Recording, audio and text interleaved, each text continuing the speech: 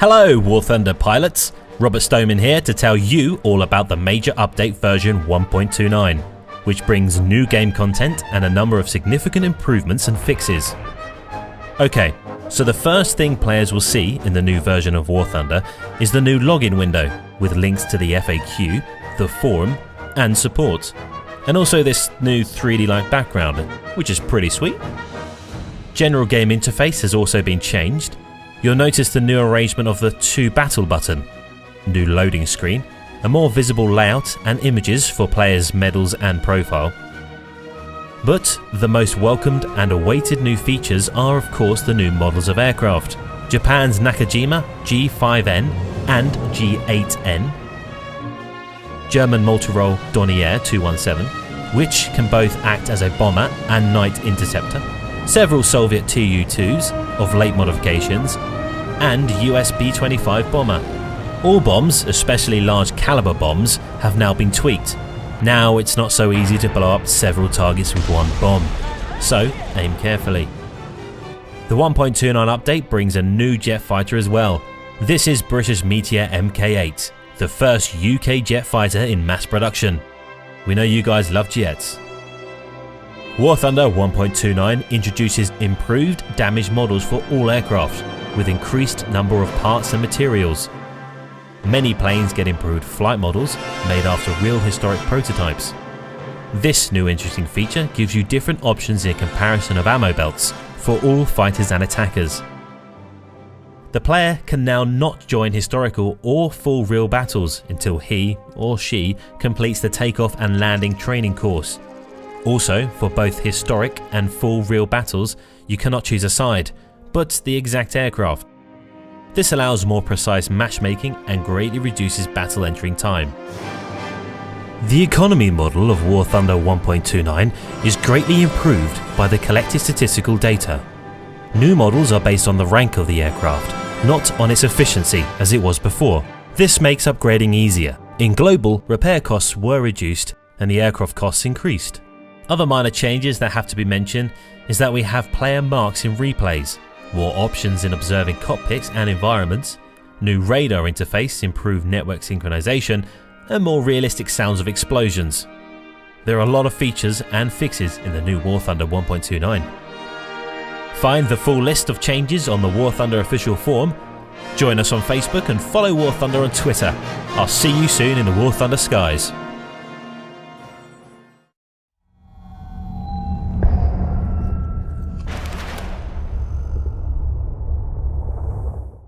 Hello War Thunder pilots, today I'm going to speak to you all about our new 1.31 update.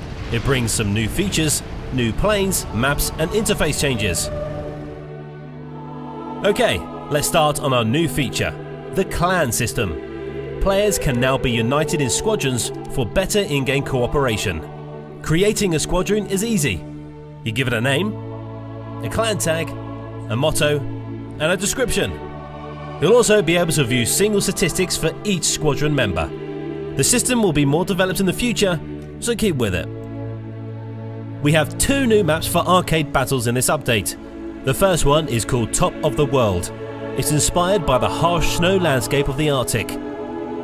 Its pillboxes, armoured columns and ships are a feast for ground attack pilots. Our second map is Cliff Coast, inspired by Ireland. Its impending sharp cliffs are a great place to shake off your enemy from pursuit. That means dangerous manoeuvres, so be careful. The 1.31 update brings new planes. First we have the MiG-3, with its high speed and decent weaponry, a great plane for high altitude and high speed fights. The Lag 366, the best characteristics of the Lag series. Curtiss P-36, which now has two modifications. One stands for better weaponry, the other offers increased maneuverability. We have for you the first jet fighter of the Soviet Air Force, the Yak-15, with two modifications, bringing 1 and 2 23mm cannons. Two premium planes for the USA, the Interceptor XP-50 with impressive two 20mm cannons, and the XP-55 Ascender, a very impressive looking plane. Japan gets two-engine fighters. This is the Ki-45 in 4 modifications. All of them come with different weaponry, from the 20mm cannon, 2 MGs with 12 and 7mm rounds, 2 cannons with 20 and 37mm ammo loadouts of 15 shells. The update will also bring first tier premium planes for each nation.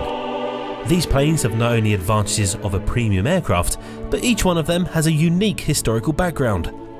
The USSR has the I-153 M62, flown by Soviet ace Sergei Zhukovsky, with its unofficial name Shika. Sergei has 13 confirmed personal kills. USA has the Brewster F-2A Buffalo.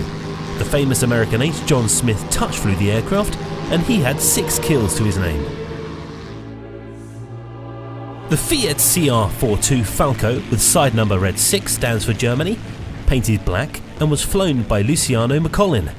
He had previously taken part in the Civil War in Spain and had at least 5 confirmed kills to his name. This aircraft was flown by Matsu Hakari, a Japanese ace.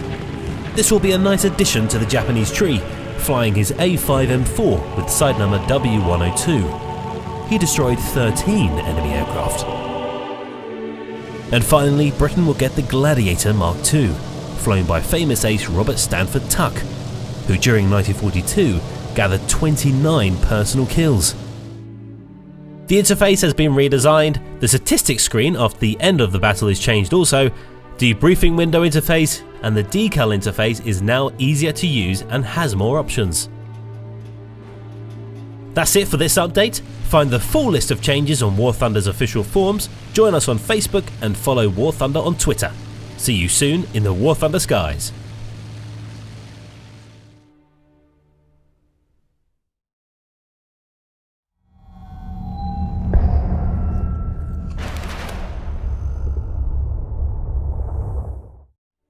Hello War Thunder pilots, today I'm going to show you some of our new features in the 1.33 update.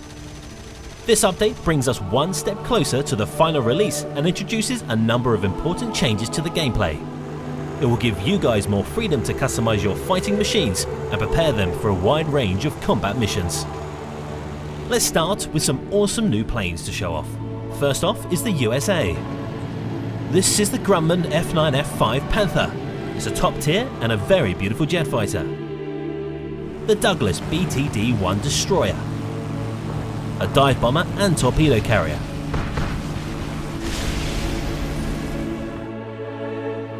The Lockheed F-80C Shooting Star. Another jet in the US pack. The Grumman F-8F1 Bearcat.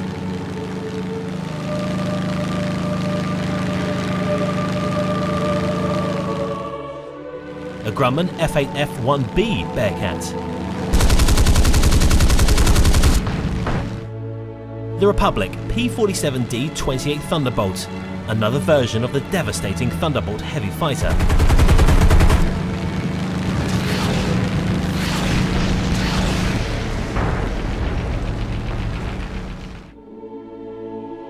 We also have some new Russian planes. The Lag-3, the 8th series.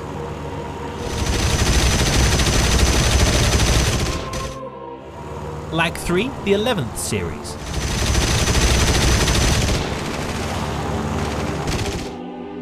The LA-5 37th series.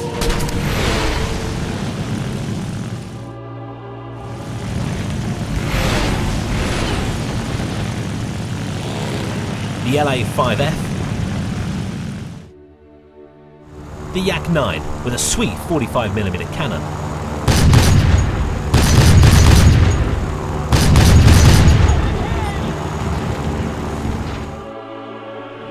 And the Yak-17.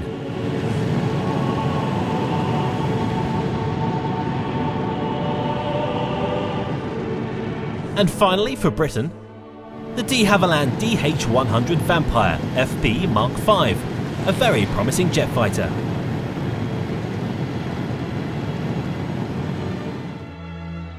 So, our main topic area are the modifications. Update 1.33 grants us an opportunity to deliver long-planned modifications. During World War II, new pilots never got the newest planes. Pilots and his fellow mechanic had to repair and optimize the plane for certain combat tasks and combat style of the pilot. We had this idea in previous versions of the game. Such modifications as fuselage polishing and engine replacement, this brought our planes closer to the specification of the new plane. In War Thunder 1.33, we have more modifications and options to customize your plane for combat and dynamic efficiency. So, available modifications are divided into 4 ascending stages. At every stage, players will be able to improve engine performance, weaponry and durability. Each new stage only becomes available after a certain number of modifications have been purchased at the previous level. Modifications can be purchased with silver credits after accumulating a certain number of experience points. For impatient and wealthy players, any modification can be purchased with the in-game currency, Golden Eagles. Players who have already upgraded their aircraft in War Thunder will not lose their modifications. All previously installed aircraft modifications will automatically be purchased and installed in version 1.33. You can read more about that on the developer diary, and we have the full list of changes. Trust me, there's a lot on War Thunder's official forums, from further graphical improvements and optimizations to improved AI for ground forces and bots. So join us on Facebook and follow War Thunder on Twitter. I'll see you in the War Thunder skies.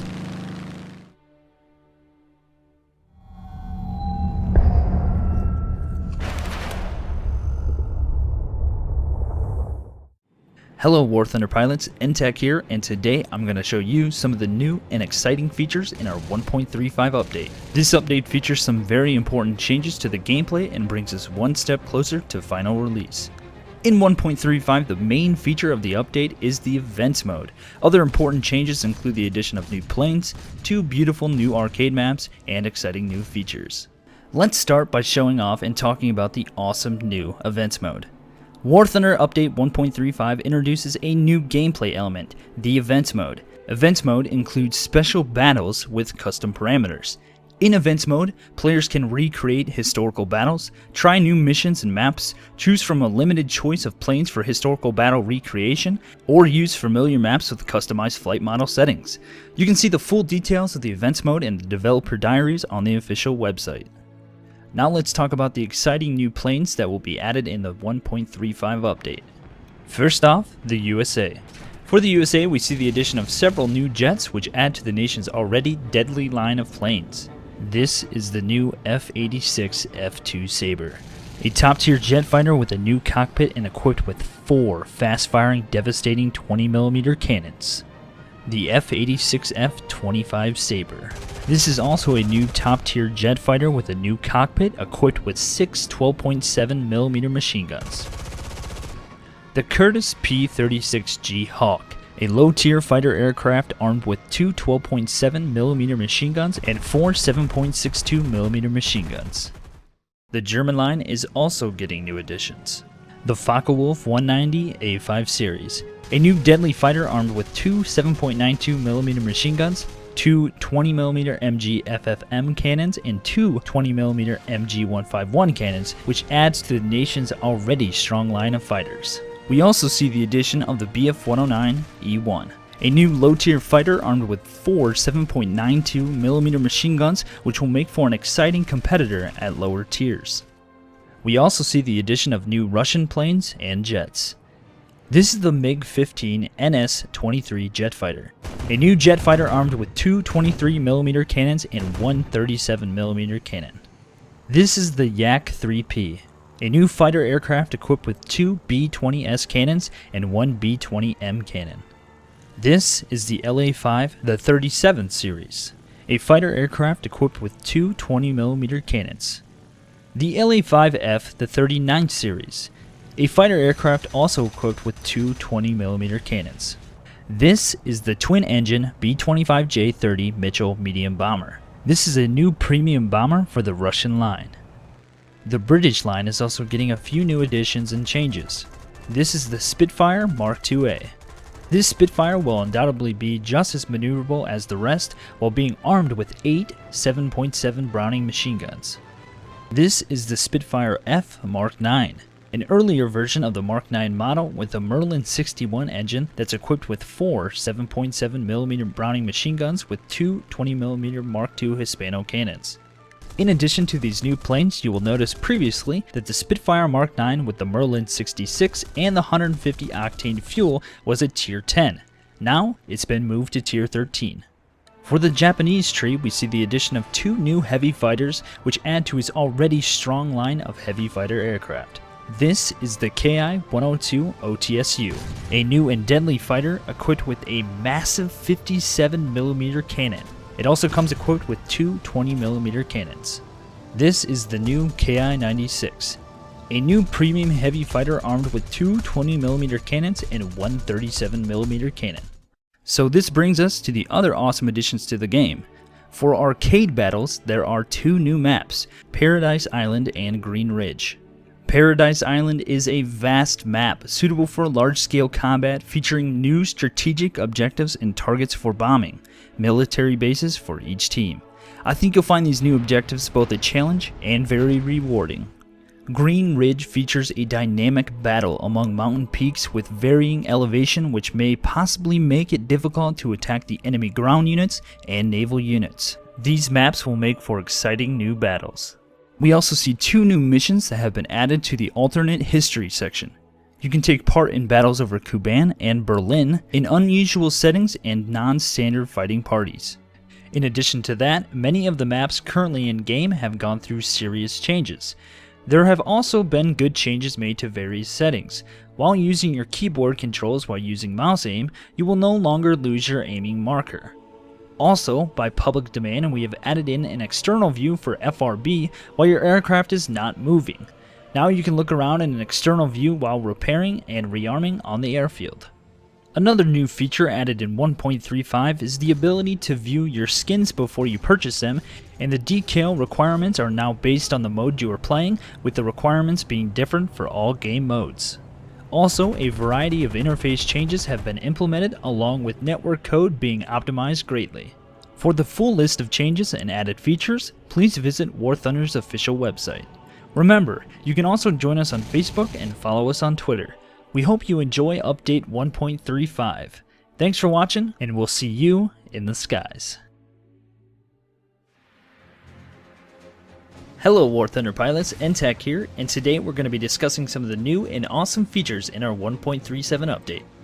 One of the main changes is the reworking of the progression system. The number of ranks have been changed to 5 and will be based on actual periods in unit development. In order to get access to the new units, a player will need to research the previous unit in the branch of a particular nation while meeting several simple requirements. The player is required to unlock the rank the chosen unit belongs to, and the unit itself will need to be researched and purchased. Along with the progression system comes some significant changes to matchmaking. For more details about all the changes to the progression system and to matchmaking, please check out the latest developer diary. In 1.37 we also see the addition of multiple new aircraft. This is the I-185, a new Russian mid-ranked fighter. Make sure to check your 6 for the new heavily armed LA-9 fighter. The Focke-Wulf 190D9 is a new premium fighter for the Russian line. The German line is also getting some new aircraft, some of which are the popular predecessors to the F4. This is the new Bf-109 F1. This is the new Bf-109 F2. Both should be great additions. The new HS-129B3 Attacker is equipped with a massive 75mm cannon being rightfully nicknamed as the Tank Cracker. The British line is also getting some new planes, one of which is the heavily armed Tempest Mark V, which is equipped with 2 47mm cannons, and it is sure to be a fearsome ground attack aircraft. This is the new P-400 fighter, an Airacobra variant made for the RAF, which is one of the new planes that will be added to the American line. The Japanese line is also getting many new aircraft. Among those exciting new planes are several modifications of the Ki-84 heavily armed fighter. For the full list of planes being added in 1.37, please check out the patch notes. Also in 1.37 we see new render support for DirectX 11. This should provide for improved graphical detail across all settings, as well as provide up to a 25% performance increase for some video cards. In 1.37, custom battles will now be hosted on the War Thunder servers instead of the client's computer. This will provide for comfortable and stable connection for all custom battles. Along with this change, we also see the ability to host custom battles that can contain up to 32 players. The mission editor is now a part of the test flight mode. You are now able to try out your newly acquired unit in a fully customizable environment. You are able to choose the battle scenario, the weather, and both the number and skill level of the enemies. In 1.37 we also see 8 new maps for different game modes. This is Foggy Albion, a ground strike map featuring ground units fighting in close proximity to one another, which should make for some interesting close quarter combat. Desert Coast is a new coastal map featuring large mountainous peaks, tropical areas, and open desert areas with all sorts of ground strike opportunities. Iron Range is a beautiful map featuring snow-covered mountains with deep valleys cutting throughout the map. Existing maps and game modes have been rebalanced in favor of attack and bomber aircraft in several ways. Bombing points have been added for all ground strike missions. Destroying such areas will reduce the enemy team's victory points by 10%. Also, several operation maps have been rebalanced. Operation Kuban, Ruhr, Ardennes, and Berlin have been changed to increase the impact of ground attack actions through several changes, including the addition of strategic bombing areas. In 1.37, many flight models and damage models of many aircrafts have been brought in line with the historical data. For the full list of various changes, please check out the patch notes. In 1.37, there have also been changes to the interface. Some of those changes include the renaming of game modes. Historical battles have been renamed to realistic battles because we didn't want players to confuse them with the historically accurate events. Also, full real battles have been renamed to simulator battles. For the full list of changes and added features, please check out the official War Thunder website. Don't forget to subscribe to our official YouTube channel and like us on Facebook. We hope you enjoy update 1.37. Thanks for watching, and we'll see you in the skies. Hello, War Thunder pilots and tankers. Today, we would like to tell you about the major changes and features planned in the 1.39 update. In 1.39, we are pleased to announce a number of additions, including the Ground Forces closed beta test being moved to the main server, the introduction of a new large-scale map, Kursk, which is filled with exciting gameplay, squadron battles in event modes and PvP style rankings, a huge opportunity to create user-generated content, and of course, many new planes. Let's first discuss the new planes. The US line is receiving many new top fighters. The Republic F-84 Thunderjet is being added and was widely used in the Korean War from the end of 1950 in both fighter and bomber capacities. The F-82 Twin Mustang was one of the best escort fighters and has a unique design. The 2 fuselages of the P-51H with separate cockpits for each pilot conjoined by wing and tail. For the USSR line is getting the addition of 2 new I-16 modifications, Type 24 and Type 27. The Type 24 Ishak comes with a more powerful engine, and Type 27 is equipped with 2 20mm Schwach cannons. We also see 2 new jet fighters, the LA-15 and LA-174 being added to Rank 5, which will undoubtedly be dangerous competitors. The Japanese and German trees are also receiving top jet fighters. Modifications of the F-86 Sabre and the MiG-15 BIS were in service with these countries' air forces, and we can look forward to seeing them in 1.39. For the German line, the Focke-Wulf 190A1 is being added and joins the second rank of the German tree. We've also added a new modification of the Me-262 Schwalbe, the C-1A, equipped with an additional rocket engine. The British tree is receiving a new premium naval bomber, the Avenger Mark I. Also, advanced modifications of the legendary Spitfire are being added, the Mark 22 and the Mark 24. These are Griffin-powered variants that are fast and very capable dogfighters. There are also many new changes to existing aircraft as well. Older existing aircraft have also been reworked. Flight models have been adjusted according to historical data, and bomb loads for several bombers have been corrected. An exciting addition comes to some Japanese and German night fighters that are now armed with Schrage Musik, upward-firing autocannons that can do massive amounts of damage to planes that may be above you. These weapons are sure to bring more tactical diversity. A true gem in this update is the new epic large-scale map Kursk. The Battle of Kursk, which took place in 1943, was a massive engagement between German and Soviet forces. And now, War Thunder players can take part in the intense gameplay they are sure to find at Kursk. The map Kursk will probably be familiar to members of the Ground Forces closed beta test. From now on, testers can join tank battles in special events on the main War Thunder server. In 1.39, we have also added squadron battles to the events mode. Squadrons can compete with each other and race to the top of the leaderboards through a special PvP rating system that has been added to track their progress. The progression system is also significantly changed in 1.39. Planes are able to be unlocked faster, but it takes more aircraft to unlock a new rank. The research points needed to unlock a new aircraft for ranks 2, 3, 4, and the first aircraft of rank 5 has been decreased by 25% or more. And finally, the most creative players of War Thunder can now add their own content.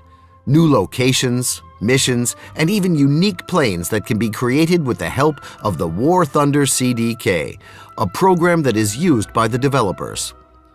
There are also many more changes in Update 1.39, including improvements to the interface, optimizations to game performance, and increased user security. A link to the complete patch notes can be found in the description below the video. Don't forget to subscribe to our YouTube channels and check us out on Facebook and Twitter. We'll see you in the skies and on the battlefields of War Thunder.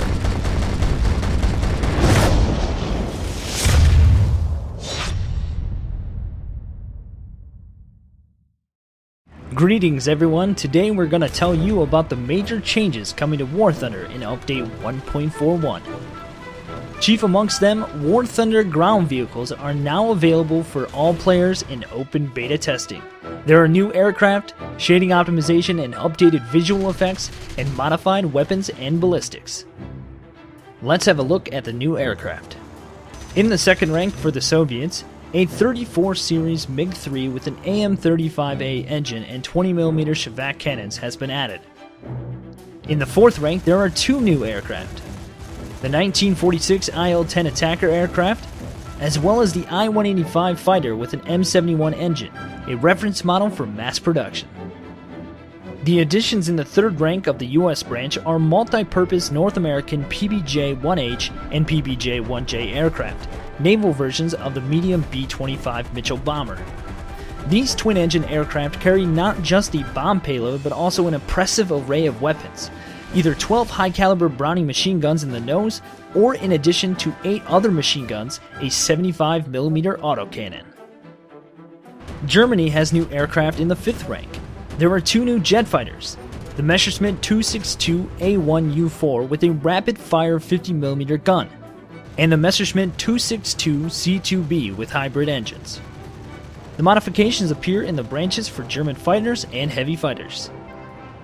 The new patch will add 3 fighters in the fourth rank of the British branch, the Supermarine Spitfire F Mark 14E, Mark 18E, and the Premium Mark 14C. These late modifications of the Spitfire fighter production line with the excellent Griffin engines will cause a real storm in the War Thunder skies. Update 1.41 will bring the long-awaited satisfaction to fans of Japanese aviation. Cockpits have been added to the Japanese Ki-45 heavy fighters of all available modifications. And finally, the main news for Update 1.41 is the release of War Thunder ground vehicles in an open beta test. For now, testing ground vehicles will take place primarily in tank versus tanks mode, although aviation will sometimes be added for testing purposes. We are beginning the open beta test of War Thunder ground vehicles with armored vehicles from the USSR and Germany. Players will have access to light tanks from the 30s, various modifications of the famous T-34, the menacing Tiger and Panther, various tank destroyers, and even self-propelled anti-aircraft defense, and much more. Now each War Thunder player can test him or herself in tank battles. To do this, you need to open the research branch for Germany or the USSR and select the top tab Army. Here you are free to choose the desired tank from those available, add it to the hangar, switch mode to ground vehicles, and fight. The much anticipated open testing of War Thunder ground vehicles has begun. Become familiar with the new update 1.41, fly a new aircraft, master new tanks. There are still many interesting features planned in the future. A link to the full list of changes in version 1.41 is right under the video. Don't forget to subscribe to our channel on YouTube, and we will see you soon on the battlefields of War Thunder, in the sky and on the ground.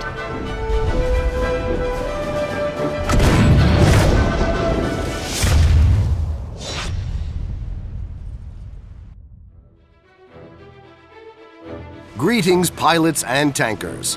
The long-awaited War Thunder 143 update has finally arrived. Our game has been transformed. We have new tanks, planes, maps, and opportunities in War Thunder that you've been asking for a long time. So, let's begin. The first big change you will see in War Thunder 143 is our updated hangar. You can now create equipment sets for different game types in the hangar. Check out how simple it is to switch between sets for air and tank battles. Let's create a set for mixed air and ground battles. Done. Before you head into battle, you might want to study your tank's armor design, crew layout, and vitally important internal modules.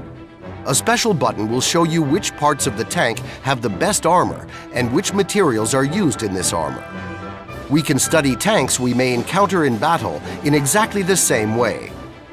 Double-clicking on the button will display the crew and module layout inside the tank. This function allows the player to learn how to protect the vehicle from fatal hits and how to effectively destroy enemy tanks. It's time to go to battle. We've significantly improved War Thunder ground battles. We've implemented a camera showing damage received by destroyed tanks. Each time a player-controlled ground vehicle receives fatal damage, the player sees an animated scene of the enemy shell hitting the tank with a detailed visualization of the damage it caused. In tank battles, we've added a destructible environment. The physics will continue to be developed and improved, but it's already clear how much fun battles with destructible objects have become. Tank Arcade Mode has also undergone significant changes. Tanks can earn and accumulate artillery barrage. At first, it is not available to anyone, but by destroying enemy tanks, you can collect up to a maximum of 3 artillery volleys to use them separately or all at once. The arcade mode now has the functionality to create mini-events in which players can jump into planes for a short time and provide air support to their teammates. Battles have broken out in new places. In the Caucasus Highlands, on the Mozdok map, around a small European town, on the Poland map, above the rocky tropical islands, and amongst the fjords of Norway. The time has come to check out the new vehicles the 143 update has brought to War Thunder. Nearly 20 new ground vehicles have arrived in the Ground Forces hangar, including the long-awaited self-propelled anti-aircraft guns. Aircraft haven't been left behind either. In the 143 update, we added around 25 airplanes for all playable nations. Let's take a look at the most interesting new vehicle models. Soviet hangars have welcomed the heavy multi-turreted T-35 with the ability to independently fire all 3 of its cannon turrets. The captured Trinity has been added, the German Panzer III with a 50mm cannon, the ZSU-37, ZUT-37, and mighty ZSU-57-2 anti-aircraft guns will defend Soviet tanks from enemy aircraft. German forces have received 4 new self-propelled anti-air guns, the rapid-firing Wirbelwind and Ostwind at rank 3, the Kugelblitz at rank 4, and the Kulien, based on the legendary Panther tank, has been introduced at rank 5. German tank brigades have received new modifications of the Panzerkampfwagen 2, 3, and 4 medium tanks, the Marder SPG, and the captured KV-1 with a KWK-40 cannon. We continue to make new planes. In the War Thunder 143 update, we significantly expand the selection of military aircraft for all nations, with a particular focus on jet-engined aircraft. The U.S. Air Force has received the F-7F-1 Tiger Cat carrier fighter and the B-57 Canberra jet bomber. The Soviet Union has also received a jet bomber, the Il-28, along with new modifications of the I-16, Yak-9 and Yak-1 fighters. The jet fighter Horten 229, with its entirely unique form for its time, has reinforced the German ranks. The British Royal Air Force has received its own version of the Canberra jet bomber, as well as the top-of-the-line Venom jet fighter. Long-awaited reinforcements have arrived in Japanese hangars. A full 3 modifications of the jet Yokosuka R2Y2 Keun with its magnificent cannon and bomb armament, and the J7W1 with its canard design, and the jet fighter Kitsuka. A full list of new vehicles can be found on our site. You can test the speed and maneuverability of these new and existing aircraft in the new Race Mode, a new mode in War Thunder 143. Compete against opponents in flying your airplanes on complicated, winding tracks. There are no weapons in this mode, so don't worry, the race will be fair. Race Mode is available both for individuals looking to race against random opponents and for team flights. The War Thunder 143 update is a big one. We can't tell you about all the new features and changes in just one video. Come visit War Thunder and check them out for yourself. New maps, new weapon sounds, 2 new campaigns in single-player missions, and a multitude of developments and improvements. Read the full list of changes on our site and on our official forum. Join our Facebook group. Subscribe to our YouTube channel. Follow us on Twitter. See you soon in War Thunder.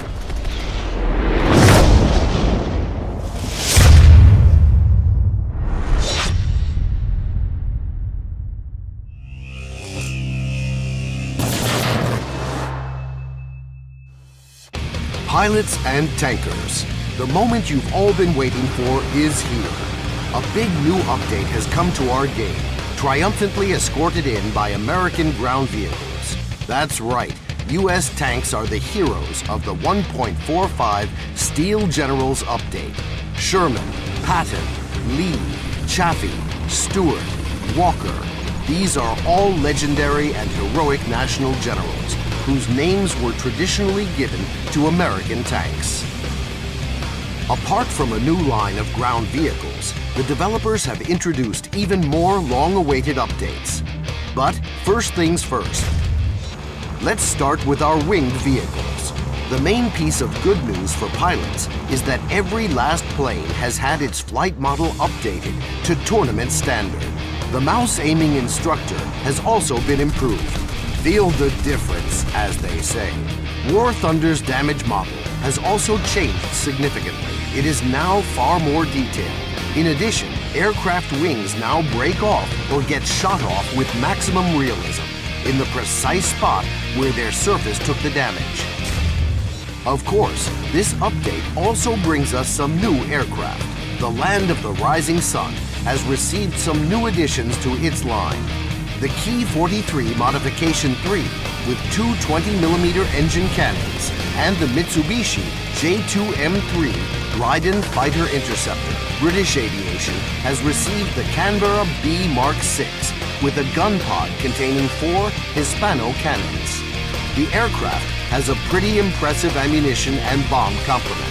The Soviet I-16 series has accepted a hero of the Spanish Civil War into its ranks, the 10th modification of the Ishak. This plane had no equal until the Messerschmitt Bf-109 appeared on the side of the Francoists. The carrier-based F-2H-2 Banshee has taken its rightful place among American jets at rank 5, and the German jet-powered Arado bomber has changed significantly. Our artists have made a new 3D model for this aircraft. Let's move on to the most important information.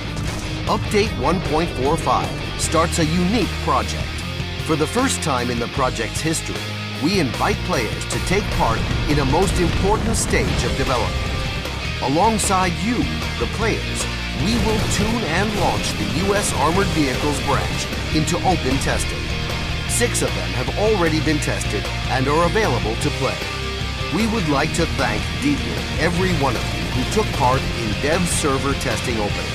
The rest of the vehicles will be tuned in closed beta and will be released step by step. Every few days, several new tanks will be introduced. Follow the official news to learn how to get into closed beta testing.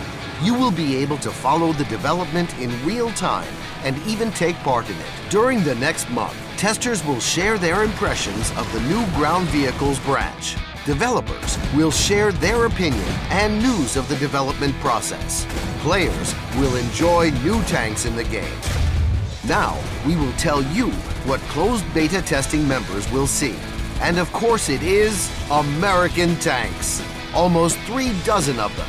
Many of these powerful units might be called the most threatening of all. Let's take a look. Here's the T-32, a heavy tank with reinforced armor. The frontal projection of this armor reaches a thickness of 300 millimeters. This is the strongest armor in our game. This is the M103. Its standard armor-piercing non-subcaliber shell is capable of stopping any opponent. The M103 possesses the most powerful cannon in War Thunder, not counting ship-mounted cannons. Give it a warm welcome. The most successful and mass-produced tank of the 40s, second only to the Soviet T-34, is considered to be the M4 Sherman. Between February 1942 and July 1945, nearly 40,000 of them were made. Update 1.45 brings several modifications of this legendary tank for players to command. Another extremely interesting tank is the M41 Walker Bulldog. The tank received the name and nickname of the famous American general Walton Harris Walker. Don't be too concerned by the tank's light classification. It's an armored race car capable of reaching speeds of up to 72 kilometers an hour, armed with a deadly 76mm M32 cannon. This is going to be a tank to have some fun with. The 20-ton M41 is capable of tearing apart any enemy. It moves ridiculously fast, and its turret spins at a lightning speed for quick flanking operations and attacks from the rear.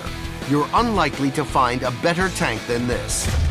Now, on to some other important changes in Update 1.45. Let's start with a new feature for those who like teamwork.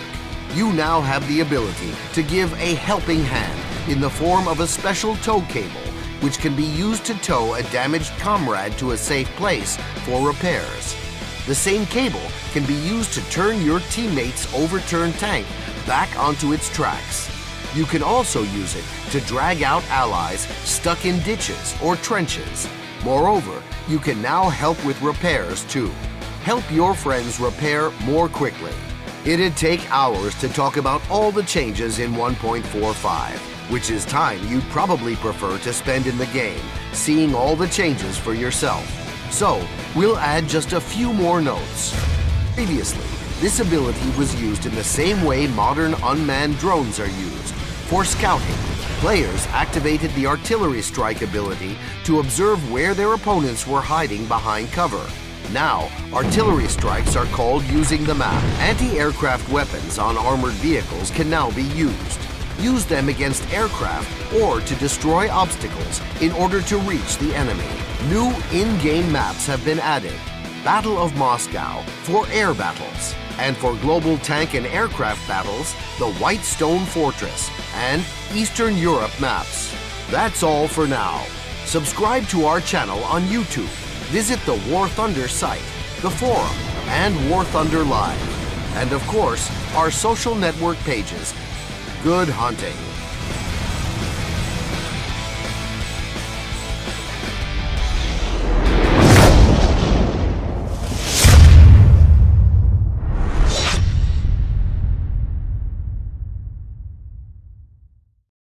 Greetings, friends. It seems like only yesterday that War Thunder received a line of American armored vehicles. But a big new update is already on the way. We're eager to share the news. We have a pleasant surprise for those with low-spec computers. The optimization for ultra-low mode has been improved significantly. The display is now better at these settings, and there's no performance loss. If anything, there's a slight performance improvement. New graphical effects have also been added to the game.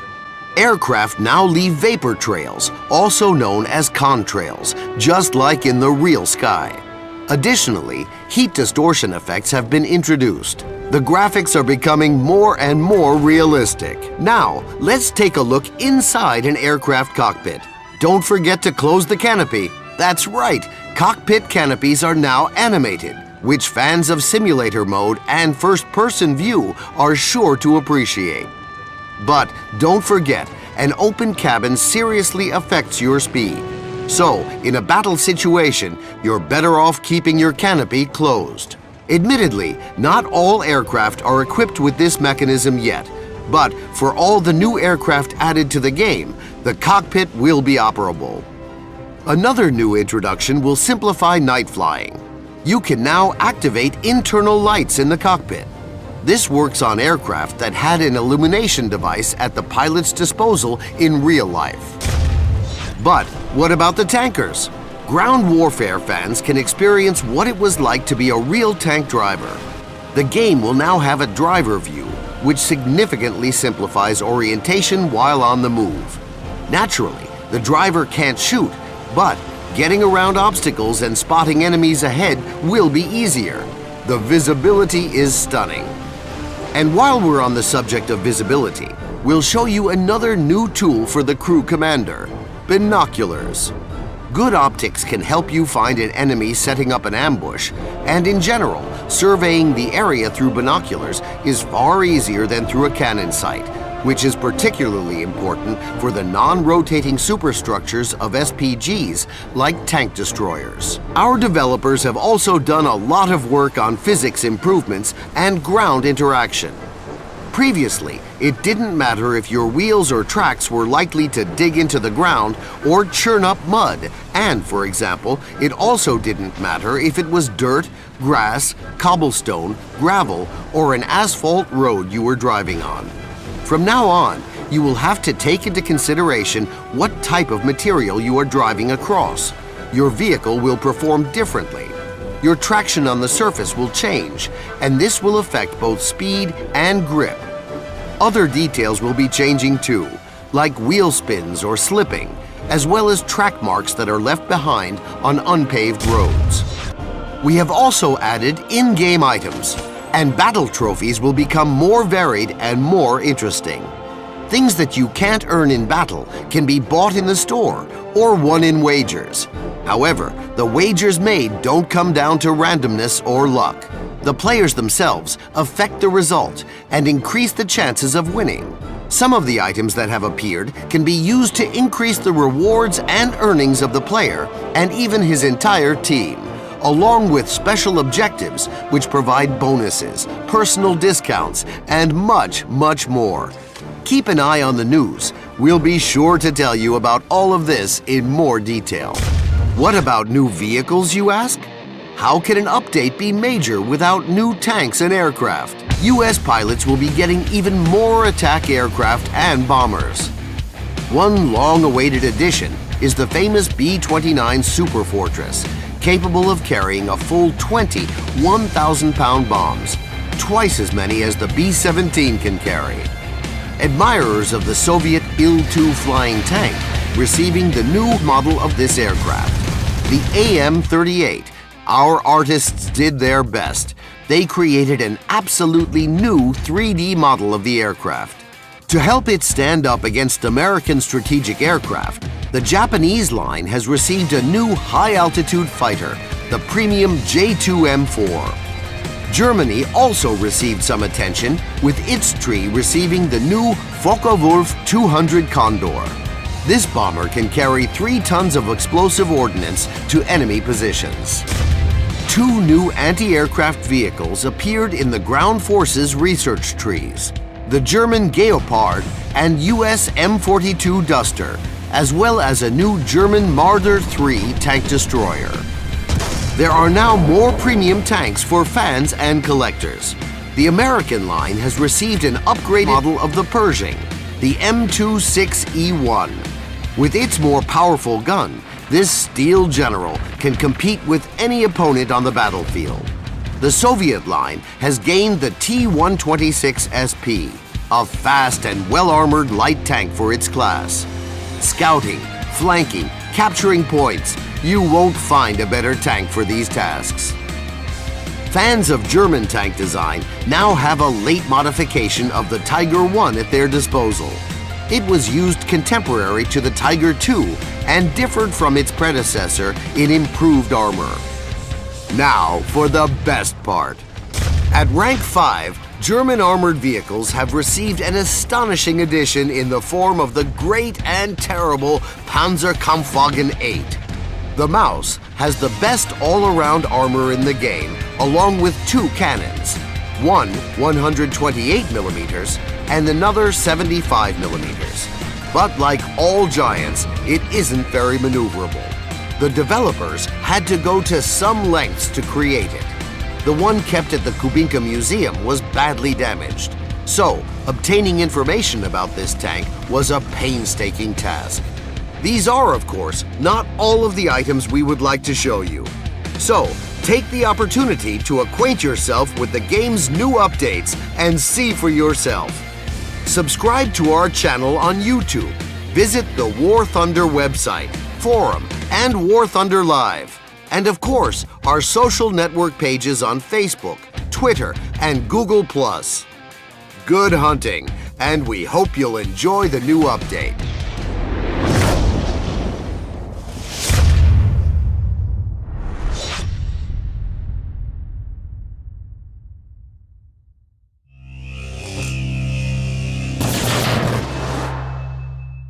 Greetings, friends. It's time to announce the latest update to War Thunder. Weapons of Victory. This is time to coincide with a great date. We will discuss the most interesting new additions in our overview. The game will receive 3 new historical locations based on important episodes from the Second World War: the Normandy landings, the heroic conflict in Hürtgen Forest, and the Battle for Berlin, shrouded in flames. The American line has acquired tank destroyers, but this time, Britain will get the most new aircraft. But we'll get to all that later. There are 2 new record setters in War Thunder: the fastest armored vehicle and the slowest. The widely loved M41 Walker Bulldog has passed the mantle of victory to a new hero. Meet the M18 Hellcat. It can reach speeds of up to 56 miles per hour on the road. Not bad at all. We'll also note, in passing, that the American research tree has received an SPG branch, and almost all of it is an example of the US approach to tank design. You'll see how much these vehicles differ from the German Stug, Jagdpanthers, and the Soviet Sus. The American tank destroyers have rotating turrets and exceptional mobility in most cases. But let's get back to our next record setter. The Maus now has a new competitor in terms of speed. Another heavy turtle, the T-95, a powerful up-armored tank, heavily protected from all sides, but very slow. On the other hand, its subcaliber round is capable of penetrating 12.25-inch or 311mm thick armor. The T-28 is a modification of this SPG without the second set of tracks and will provide more benefit in battles by increasing rewards and research points. This tank will be available for in-game Golden Eagles. And now to the meat of the update. For the first time, our game is getting a ground vehicle with a multiple rocket launcher system. The tank and MRLS Calliope, built on a Sherman chassis, will have 60 4.5-inch or 114mm rockets. After rocket attack, this vehicle can continue the battle as an ordinary tank using its 75mm weapon. The aircraft damage model has undergone significant change. Now, phenol-impregnated wood, duraluminum, percale, and all the other materials aircraft are made from will have different levels of fire resistance. The damage processing mechanic has become more complex. It's now easier to make a belly landing when your landing gear is out of order. Correctly performing an emergency landing will allow you to avoid the complete reconstruction of your aircraft. In addition, a bomber can now survive being rammed by a small fighter if the rammer doesn't damage important parts of its structure. Many new vehicles have arrived, over 40 in fact, of which 11 are unique vehicles introduced to the game especially in honor of Victory Day. We acquainted you with these vehicles in our news this spring, each Friday in the Weapon of Victory series. So, be sure to check out our research tree to see the new models and modifications with your own eyes. British aircraft fans should be particularly pleased. Many new models are now at your disposal, mainly representatives of sea-based aviation, Seafires, Spitfires, Sea Furies, and the new jet-powered attacker FB-1, a fighter bomber. While the pilots celebrate and inspect their future vehicles in the hangar, let's go on a little tour around some new combat locations. This is no resort, in spite of the sun, greenery, and sandy beaches.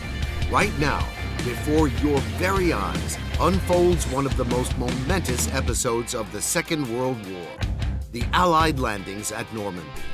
The landing parties rush through the coastal defenses and a barrage of fire. Battles rage in the air among the barrage balloons, and tanks trample down the live hedgerows around the farms.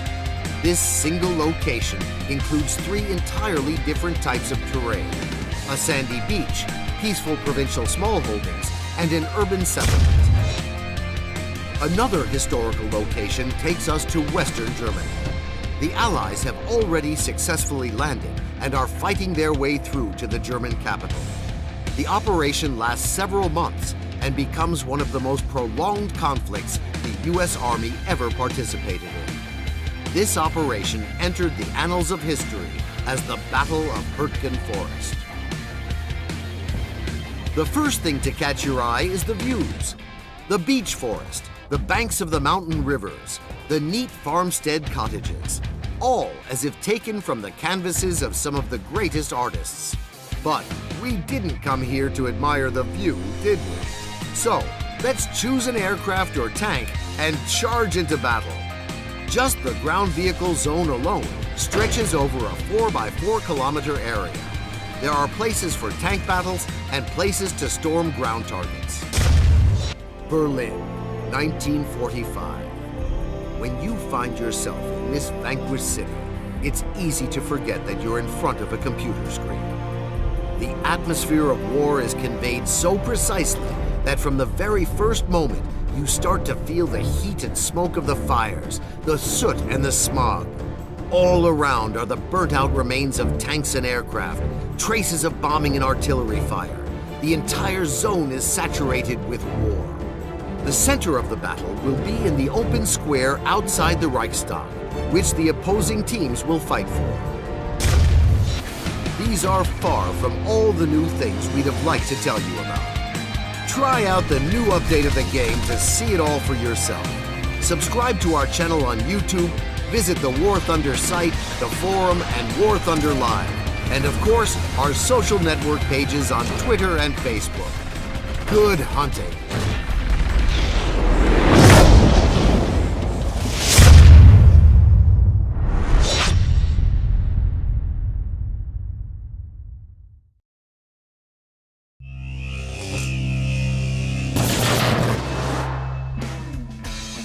Greetings friends, we're pleased to present Update 1.51 Cold Steel, in which we present our first winter map, new ground vehicles and aircraft, and a serious number of high-quality changes, which we're sure you'll be pleased with. Let's start with the interface. The damage indicator has become more informative. It is now simpler than ever to see which of your modules is damaged or who among your crew has been injured. This is very helpful for assessing your situation on the battlefield. New combat items have also been introduced, orders. With their help you can give tasks to other players. Each order is active for a certain amount of time, complete the order within the given time, and receive silver lions as a reward. This means you can earn extra by completing the tasks that other players set. Orders are currently available for arcade and realistic battles. Good news for those who've been waiting for extended missions. The developers have created a new confrontation mode with infinite respawns and the ability to join a battle that is already in progress. The first players who will be able to experience confrontation mode will be pilots and realistic and simulator battles. The teams fight for points. The more a team shoots down aircraft, destroys ground targets, captures points, and completes additional tasks, the more points and the closer to victory that team will get. So, what about new vehicles? I hear our pilots and tankers ask. Let's start with the vanguard of the key conflicting sides on the ground. In the US line, the M60 medium tank has taken up the torch of the M48 Patton. With better armor and a far more powerful weapon, this is an excellently balanced representative of the top-line US medium tanks. As for Germany, the renowned Leopard 1 is entering the stage. By sacrificing armor thickness, it became possible to create a fast, maneuverable, and compact tank sporting an excellent cannon with stunning ballistics. The perfect competitor to the T-54. New tanks mean new shells. Specifically for the cannons of the L7 Leopard and the M60, the game has received a new type of ammo, high-explosive squash-head shells. Until composite armor appeared, these shells were highly effective. They possessed the advantages of both an armor-piercing and a high-explosive round. The USSR, on the other hand, is focusing on heavy vehicles this time with the T-10M. With its so-called pike nose much loved by Soviet tankers, in combination with the excellent armor on all its projections, and a maximum speed of 50 km per hour, this tank will cause more than a few problems even for fast enemy medium tanks. Is that enough top tanks for you? Let's continue. Premium vehicles aren't just there for faster research, they also represent feats of engineering that can amaze even veteran tankers. For example, take the Soviet Su-100Y. It's enough to state the caliber of 130mm, as after that, everything becomes clear. This is a true battleship in the SPG world. It has an 890 horsepower engine, which was used on torpedo and riverboats, and the naval cannon, which was used on cruisers and shoreline batteries. This weapon's power should be enough not only for armored targets, but also for reinforced concrete shelters and pillboxes. Another representative of premium armor is the advanced version of the T-34, the T-34-100. The modernization of this tank was so deep that anyone who sees its outline and expects an easy victory will be sorry they didn't think again. The 100mm LB1 cannon, with its ballistic properties identical to those of the D-10, is capable of a great deal of carnage. But German tankers too will be able to brag about their wonders of engineering with the first and so far only multi-turreted German tank in the game. The name is quite hard to pronounce, so we'll just spell it out on screen. Neubaufahrzeug, translated as the new construction vehicle, and this tank really does differ from other German armored vehicles. The vehicle will take place of the first rank among premium vehicles and will be a dangerous weapon in the right hands. Its main turret houses 75 and 37mm twin guns. It also has two high-caliber machine guns that are also capable of causing plenty of trouble at its rank. The US have received the new SPG, the Super Hellcat. The idea of combining the excellent mobility of the M18 with the powerful armament of the M36 led to the creation of this tank destroyer. The result was the usual fast-moving Hellcat, but with a more powerful 90mm weapon. Fans of American armor are sure to love this vehicle. And now, it's time to go up a couple of miles. The Japanese side has presented our pilots with a new fighter, the J2M5, and two models at once. One of them will be placed in the main research tree and will be available for leveling up. The other model, with the 30mm cannons, will be available as a premium aircraft. The J2M5 is the fastest plane in the J2M Raiden series. Another new Japanese aircraft can also boast impressive speeds, the Ki-44, an Army fighter interceptor. The USSR premium aircraft line has received a field modification of the Hurricane with Soviet armament, a pair of Berezin machine guns and two Schwab cannons. Another Hurricane Mark IV has appeared in the British research tree. This model has Strangford armor and two suspended 40mm Vickers ass cannons. And here's the full metal Yak 3. This model has a VK107A engine, a duralumin skin, new weaponry, and excellent flight characteristics. This update brings a number of new bombers and assault planes which will satisfy fans of these types of aircraft. Germany has received a Trophy Il-2 Model 9042 attack aircraft and the twin-engine Dornier 17E bomber. The US line is bolstering its ranks with the sprightly A-36 Apache Invader and the SB-2C Helldiver carrier-borne dive bomber. Britain is receiving the Firebrand Mark IV carrier-borne strike fighter. The developers have also been working on updating aircraft already available to players. The models of Il-2M, Bf-109E, F-2A, and Hurricane Mark II-B have been upgraded. Winter has reached War Thunder along with its very first winter location. Now, not just pilots, but tankers too can try out their winter camouflage. Welcome to Finland. But don't count on a cold reception. The battles promise to be heated, and the winners will be those who find a way to use the capabilities of their vehicles and team to the max among forests, icy ridges, cliffs, and frozen waters. There are many more new additions which we're excited to show you. Try out the new update and see it all for yourself. Subscribe to our channel on YouTube, visit the War Thunder site, the forum, and War Thunder Live, and of course our social network pages and Facebook. Good hunting!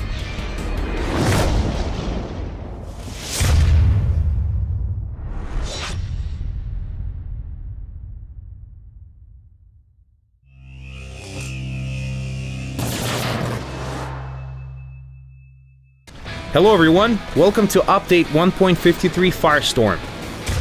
Several new vehicles with multiple rocket launcher systems have been added to the game all at once. The first batch of British tanks has arrived. The developers have updated the game engine, added 2 new maps, and added much more besides, but all in good time. War Thunder is moving up to the latest version of its game engine, Daegor 4.0, which brings new graphical capabilities and technologies to the game. This includes physics-based rendering, realistic water visualization, and large building destruction physics. Vehicles and background objects now look more natural. Be sure to check out the water. The NVIDIA WaveWorks technology provides means to create any water surface, from a weak ripple on a lake to giant ocean waves.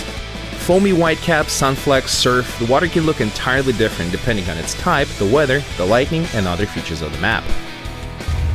The destructible environment feature is also having an update. The combat on urban maps will change noticeably. Now it's easy to destroy a house and make yourself a new path. The first 3 locations this new feature will be available on are the already well-known Berlin and the absolutely new advance to the Rhine and Stalingrad. Oh yeah, welcome to the new maps. Our pilots have already fought in the winter skies of Stalingrad. Now tankers too will fight for the city, or more precisely for the Stalingrad tractor factory. The entire factory complex will be their battleground. There will be plenty of room to spread out your forces. A giant winter map created using authentic photographs, new objects such as highly detailed tractors that the factory produced before the war, and trains with rolling stock still standing on the tracks awaiting dispatch. The developers carefully recreated everything to the last detail. Another stunning urban location. In the Advance to the Rhine, history bustles with familiar details. After all, it was the site of the famous tank duel at Cologne Cathedral that inspired the developers to create this in-game map. The new destruction system used with the new map will make it even better to play. Crush, smash, and destroy entire blocks in this already mauled city to flank your opponent or get to where you need to go faster. Dynamic sniper battles in urban conditions are the best way to train your mastery of the game. Now let's see what's new in the hangar. The British development tree has received the new tab, Army. The first to honor the crown on the new front will do battle in unique vehicles with names renowned in history. Let's meet them. The A-13 Mark II with oblique armor. The vehicle that began the entire line of British cruiser tanks. It has an excellent rate of fire, wonderful mobility, and this tank was the first to use the Christie suspension system, the same that was used on the Soviet BT tanks and even the T-34. The A-43 Black Prince. Its enemies will have to learn the Imperial measurement system to realize that 17 pounds is no joke. The Prince is one of the most modern Churchill modifications, as excellently armored, armed, and simply brutal. Perfection has no limit. Why not install a 17-pounder in the turret of a proven warrior? Consider it done. The Sherman Firefly Trushinets of the 2nd Tank Division Warsaw. This vehicle turned out to be so successful that it remained a dangerous opponent to the German tanks until the very end of the war. Haven't learned what 17 pounds means yet? Then let's nail it and find out. The M10 Achilles of the British 7th Armored Division has all the pluses of a fast and mobile SPG in combination with what is now your favorite weapon. Happy hunting! Impressed? Well, the USA, Germany, and the USSR don't plan to let Britain get away with all this power. The M26 Pershing with an unguided rocket launcher system. 44 rocket shells in combination with the M3 cannon allow this vehicle to overwhelm its enemy with a rain of fire, and the clever design of the launcher doesn't expose the tank either. Do you rely more on tactics? Then your choice is the T-92 in the US Light Tank branch. Low dimensions, low profile, and a very impressive mobility. For the first time, light tanks would take their place in high-rank battles. With even just one such vehicle, the team will quickly occupy key points on the battleground. For connoisseurs of powerful weapons, the experimental T-25 medium tank has become available. It has the now familiar 90mm M3 cannon and decent armor for rank 3. Germany's tank hangars are also set to expand. The Panzerwerfer 42 will bring its rocket volley to the table as the first multiple rocket launcher system in Germany's ground vehicle tree. A vehicle for those who know the value of a direct hit, it can launch 10 158mm rockets in a single volley. The Jagdpanzer 4.5, or the Kanonenjagdpanzer. The Germans always loved giving their tanks difficult to pronounce names. While you're trying to say its name, this new German SPG will already be at your rear. It has maximum speed of 70 km an hour, and its weapon, stuck with post-war ammunition, will make even the most heavily armored opponents sweat. The number of explosions on War Thunder's battlefields will grow even bigger. The USSR isn't about to lag behind the competition either. The Soviets' first and yet another rocket tank, the BM-824, the legendary Katyusha self-propelled rocket launcher system mounted on a compact T-60 chassis, carrying 24 82mm rockets, and players will have to deal with this swarmy response to autocannons at as early as rank 1. Another new vehicle in the Soviet tank line is the PT-76. This is the first amphibious tank in the game. The PT-76's powerful heat shell can send any opponent back to the hangar. Now, onto the aircraft. USSR 3 got its own flying fortress. PE-8 has great defensive armament and up to 5 tons of bomb load.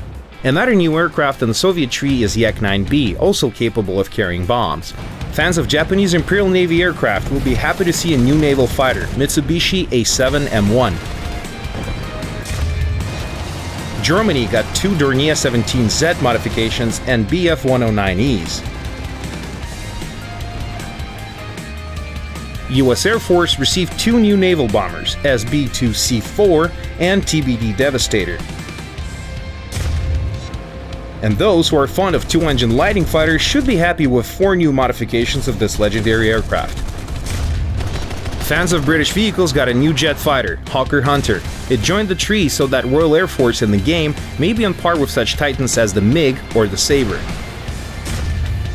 Now, let's return to the hangar. The first thing worth noting is the redeveloped crew skill window. Distributing experience points has never been easier. There are many more changes we have included in this update. Try out the new Firestorm update to see it all for yourself. Don't forget to subscribe to our YouTube channel, visit the War Thunder site, the forums, and War Thunder Live, and of course our social network pages on Facebook, Twitter, and Google+. Good hunting!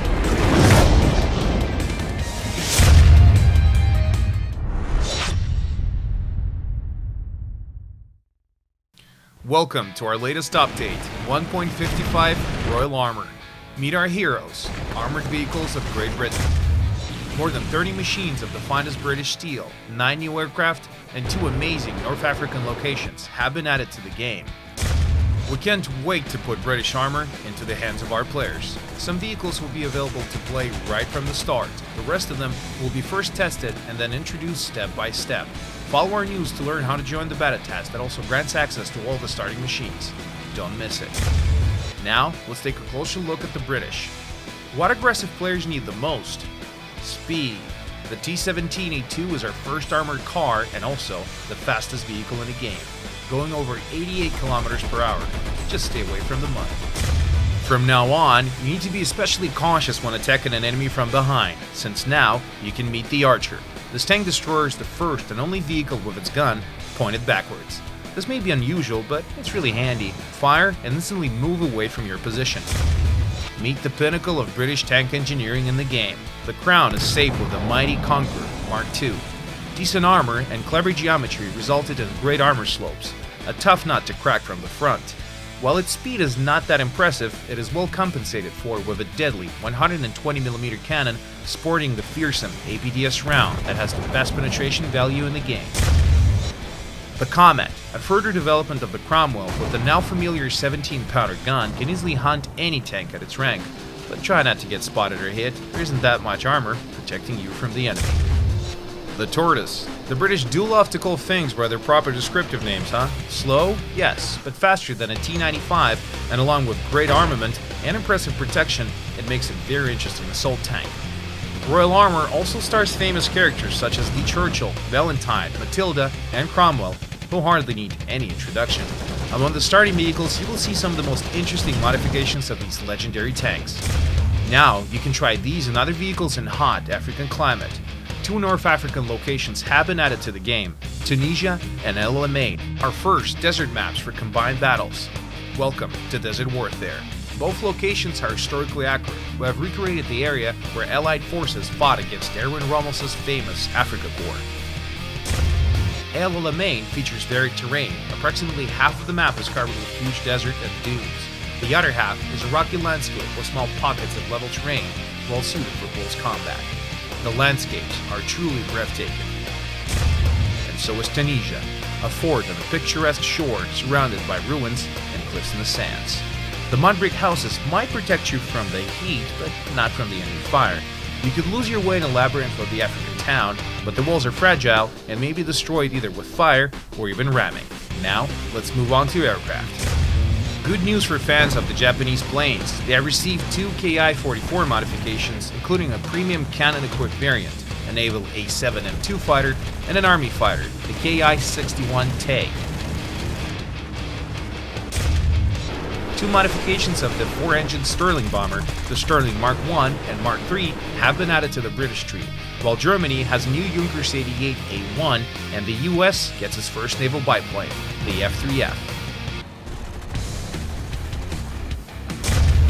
A brand new top jet aircraft has been added to the USSR. The MiG-17 is the first Soviet fighter that managed to break the sound barrier and level flight. It is not only faster than its predecessor, but may also compete with other top jets in terms of speed. Look out, British Hunter and German Sabre Mark V. Our players already enjoy the beautiful water effects created with NVIDIA Waveworks technology, and now they can land an aircraft on the water surface, all of them, not only seaplanes. All you need is keep the required speed and land carefully. But don't forget to leave the cockpit before the aircraft sinks. Tanks may also float, but only those specifically designed for it. For now, it's only the PT-76, but let's look forward to more amphibious machines in the future. In the update 1.55 Royal Armor, we have introduced the concept of special missions. Battle tasks have been developed even further. You don't need to earn, purchase, or unlock them. They're available right after launching a special, newly added game menu. Battle tasks are individual, thus situations where all players were trying to compete for one specific task in a battle and making it hard for the rest of the team to win are now impossible. There are many more changes we have included in this update. Try out the new Royal Armor to see and experience it all for yourself. Subscribe to our YouTube channel, visit War Thunder's site, the forums, the Steam Community Hub, and War Thunder Live, and of course, our social network pages on Facebook, Twitter, and Google+. Good hunting, mates!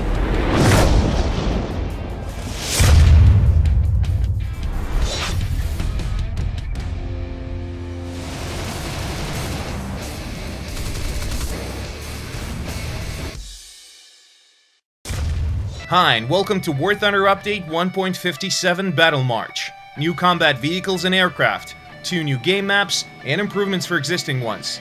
We did the work, you have the fun. Let's begin with locations. Welcome to Frozen Pass and Volokholamsk, 2 entirely new snow-clad maps. The combat will now unfold amidst the picturesque alpine landscapes. You will feel at home here, whether you're a fan of urban battles or long-range sniper duels. The mostly flat Volokholamsk depicts the typical rural countryside of Russia, dotted with fortifications. The game developers have not forgotten the older maps either. Kursk now has a village in its center, which should attract more players towards the map's middle and offer new tactical solutions to the familiar location. Now, onto the ground vehicles. The US Army will now have access to the Super Pershing, all the good stuff from the old Pershing, but better. Its 90mm cannon is extremely powerful, while its additional armor plates boost its already considerable toughness to a whole new level. The Germans will now have an entirely new range of open-top tank hunters. Their calling card is extremely powerful weaponry. Let's start with Panzerjäger 1, Germany's first mass-produced self-propelled gun. The Dickermax, just like its heavier Soviet counterpart the KV-2, was designed to demolish enemy fortifications. Dickermax's name in English stands for Fat Max, but its 105mm gun is no laughing matter. Finally, there's the mighty Nashorn, a real professional in the tough business of destroying enemy heavy tanks. Its amazingly powerful weaponry compensates well for the Nashorn's very light armor. Need your armor tougher? The now familiar thick-skinned Tiger II is about to have a new heart of the machine, a more powerful SLA-16 diesel engine, and some extra armor created from track links mounted all over the turret's sides. More mobility, more protection, more options. Up next is the USSR. The original KV-1 was a real nightmare for Germans in the early months of their invasion, but still, the machine suffered from numerous design flaws. Further development resulted in the KV-1S, as for the Russian word Skорostnoy, which means fast in English. Decreased mass and a new turret were a major improvement over the original model. This as the tank for players who want their vehicle to be the jack of all trades. The T-44-100 with spaced armor and 100mm D-10T cannon, the very same gun that has proven its worth in top-tier combat with the T-54s. With all this firepower, the new T-44-100 could become one of the most popular medium tanks of the game. The Soviet SB-AAG family is also growing. Meet the 94KM, a pair of 25mm cannons mounted on a truck. Great Britain's recent additions in the Army tab are also expanding. Falcon, the top British SB-AAG with twin 30mm cannons, has been added to rank 5 and is ready to spit pounds of hot metal every second. Also at rank 5 there's now the Conway self-propelled gun, designed by the British to potentially combat the Soviet IS-3 heavy tanks. Armed with a ground-shattering 120mm L1 cannon and a decently armored rotating turret. Finally, there's the crown jewel of the British medium tank line, the Chieftain Mark III. The sloped armor of this mighty warrior will force the enemy to waste precious seconds for a better shot, as its 120mm fast-firing gun punishes the foe for this error. The new British top tank is one of the best tanks in the game, hands down. Let's take it to the skies. The US now have access to the P-61 Black Widow, a heavy twin-engine night fighter and 2 of its modifications. This warbird is equally deadly from all sides, since even its defensive turret has 4 tightly packed Browning 50 cal machine guns and has a near-perfect 360-degree coverage of the top of the plane. The Brits have themselves a new bomber, and a floating one at that. The S-25 Sunderland is just humongous. The Sea Venom, a good old jet fighter, now enters the game with its naval modification and a 2-seat cockpit. The USSR Air Force is about to get a new machine unlockable via special events, MBR-2, a very unusual looking aircraft. Its single engine mounted outside the fuselage can either be a bait or a prime target, depending on the pilot's skill. This plane will become available soon via one of the in-game special events. The Germany is also having a major expansion in its air fleet. Meet one of the othest aircraft of War Thunder, DO-335. Blazingly fast, powerful, and armed to the teeth, this twin-engine push-pull machine is now available in 3 modifications. Fans of Boom and Zoom got a real surprise waiting for them. The TA-152C. 5 of its cannons can turn pretty much anything into Swiss cheese in a blink of an eye. There is one more interesting German aircraft in this update, FW-189 Uhu, or the Owl. This light reconnaissance plane is the second machine to become available only via in-game events, so keep a close eye on those news. The new Japanese twin-engine Ki-83 should be able to compete with any enemy at its rank. Powerful cannons are included. Update 1.57 Battle March is not just about new locations and vehicles. The game mechanics of ground warfare are also getting a major overhaul. From now on, ground vehicles will not be destroyed if only a single crew member survives after a hit. The last man will fight it out till the end by switching between the driver, loader, or gunner positions as required. This new game mechanic should be especially beneficial for those machines with a small crew, which were previously very easy to destroy with a single shot. What about arcade combat? Now it will have even more speed and action. The global engine settings have gained a boost, and even the heaviest ground machines will move slightly faster in War Thunder arcade tank battles. These are but a fraction of the additions and changes we would like to share with you. Take a look at this new update yourself and see it all with your own eyes. Subscribe to our YouTube channel, follow the news on our official webpage, use the forums, browse and submit works of War Thunder Live, and follow our official page on Facebook. See you all on the battlefields of War Thunder.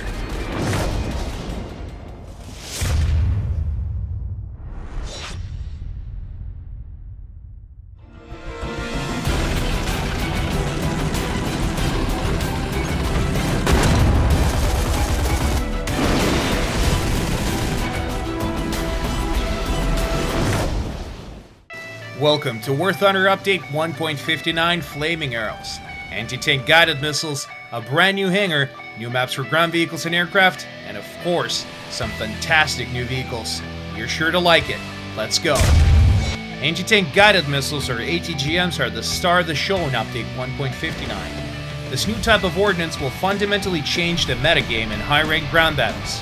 ATGMs are missiles specifically designed to destroy enemy armored vehicles. They can be guided using wires or a radio connection. Each tank bearing nation in War Thunder has received a vehicle equipped with ATGMs in the Flaming Arrows update. Here they are. The USSR tech tree has received the IT-1, the first and sole missile tank with ATGMs accepted into actual military service. The tank has no cannon, but has 15 powerful guided Drakon missiles mounted on T-62 chassis. The British are getting the STRV-81, a Swedish model of the Centurion 3, additionally armed with SS-11 missiles, each of which can penetrate up to 600mm of armor.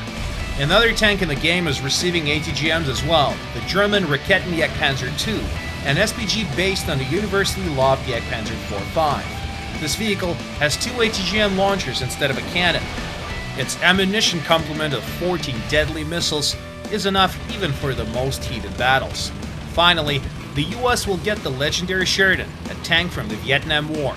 The light and very maneuverable Sheridan is armed with a powerful 152mm cannon, which can fire both ordinary shells and guided missiles. But what's that in the sky? A winged dragon looks down from high on the new missile-equipped tank combat. The first turboprop aircraft in the game, the Westland Wyvern. This British heavy seaborne fighter carries an imposing armament of cannons, bombs, and a staggering 16 aircraft rockets. Enough gifts for everyone, both tanks and aircraft. And how its engine sings.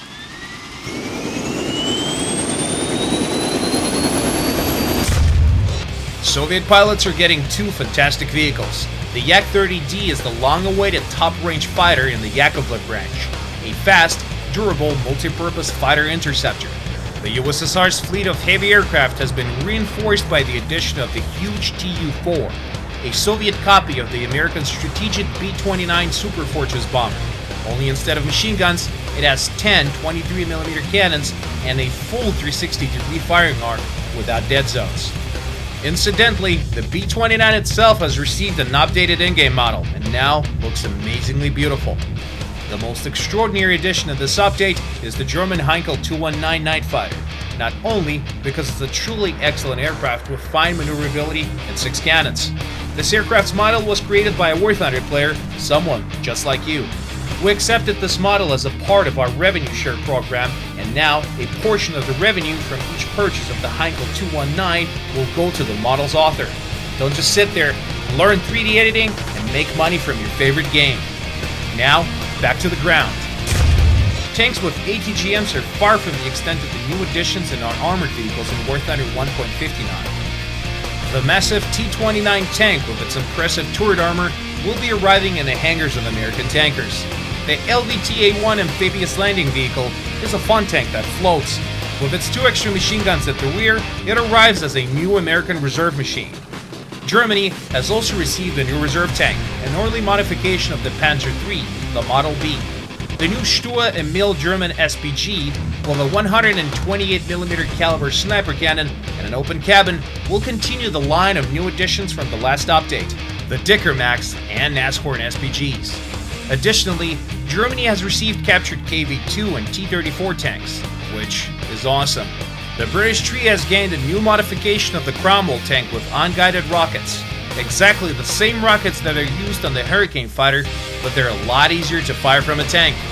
For Soviet tankers, 2 nimble and stubby air-portable SPGs, the ASU-57 and the ASU-85, both with excellent cannons.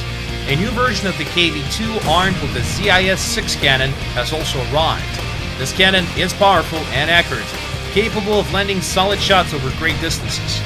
The Sniper KV-2, you've never seen anything like it. All these new vehicles need a new hangar. We have completely revamped the hangar's design, and now tanks, SPGs, and other armored vehicles prepare for battle in a repair shop under an open sky.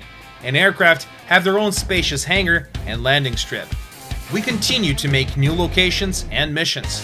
We're pleased to present a new map for mixed battles, Novorossiysk. There, in the autumn of 1943, a Soviet landing party freed the strategically important Black Sea port from its occupants in a unique operation which laid the groundwork for the liberation of the southern USSR. This summer, we invite War Thunder pilots and tankers to fight for the port of Novorossiysk. Fierce skirmishes for the railroad terminal and city park will unfold here amid ruined, bombed-out buildings and derailed train cars. Great news for pilots, who have expanded the size of the Britain map fourfold. A large part of the English Channel and part of France is now available in the map. A new mission on the updated 128 by 128 kilometer map is dedicated to an operation to evacuate French troops from the port of Boulogne-sur-Mer. A whole new battle awaits you there. We cannot tell you all about the new additions in War Thunder Flaming Arrows in one short video. Updated models for ground vehicles and aircraft, numerous bug fixes and improvements, and new additions to flight models and missions. Read the full changelog on our official site, link in the description below. Subscribe to our YouTube channel and don't forget to keep up with our news on social networks. Victory will be ours. See you on the battlefields of War Thunder.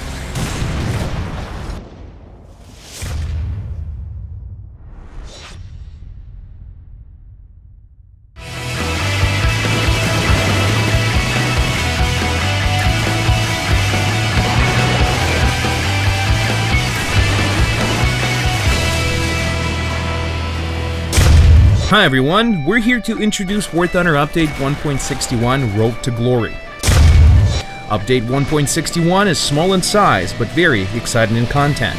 New airplanes and tanks, a new system of squadron battles, improvements to gameplay and in-game models. War Thunder 1.61 is sure to make all our players happy. Let's take a look at the new arrivals in more detail.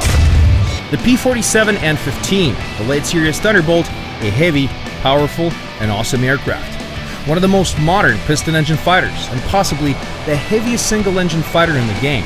Thanks to its powerful engine, it can reach speeds of over 750 kilometers an hour or 466 miles an hour.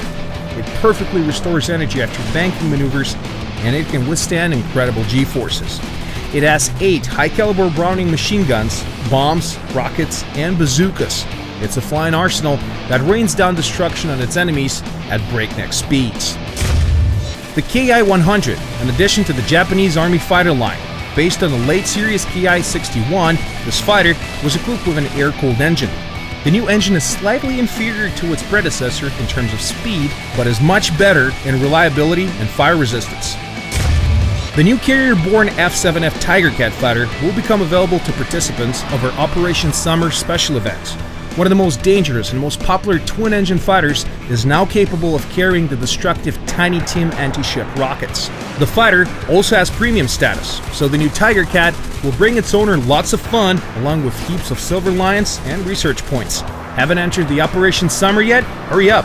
You can find out the details on our official site. We're continuing to work on replacing old in-game models with new ones. A new awesome appearance has been given to the British Spitfire Mark 9 Model F, along with one of the first airplanes in the game, the German Heinkel 119H6, a true old-timer.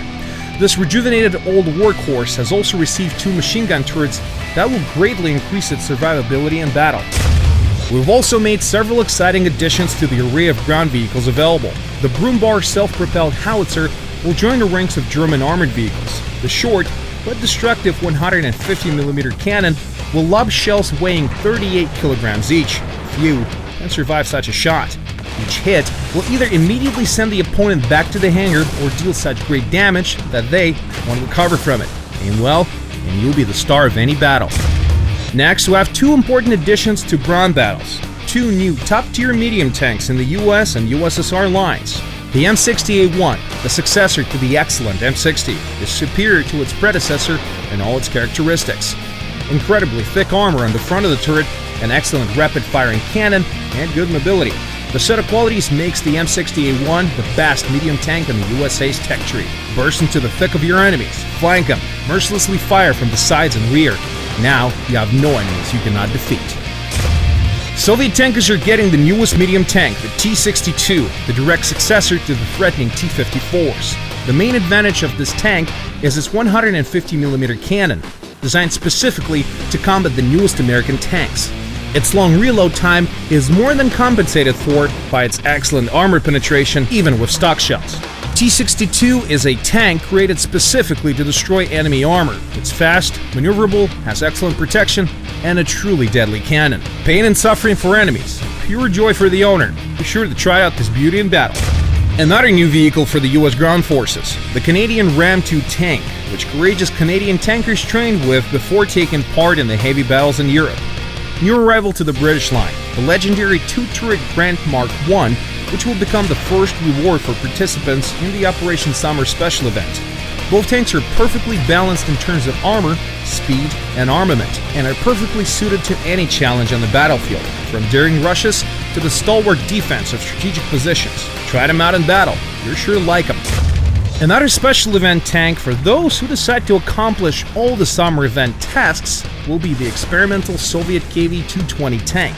This vehicle is based on the KV-1 heavy tank and surpasses its predecessor in all respects.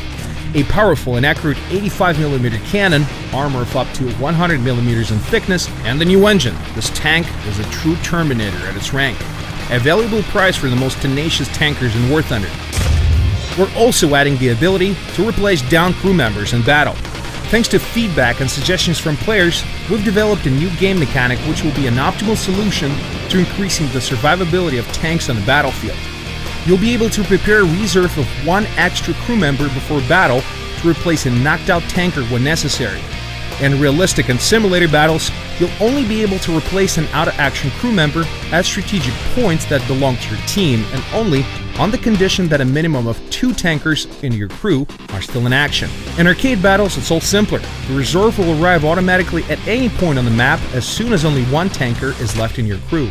You can also summon the reserve by pressing a button if a particularly important crew member has been injured.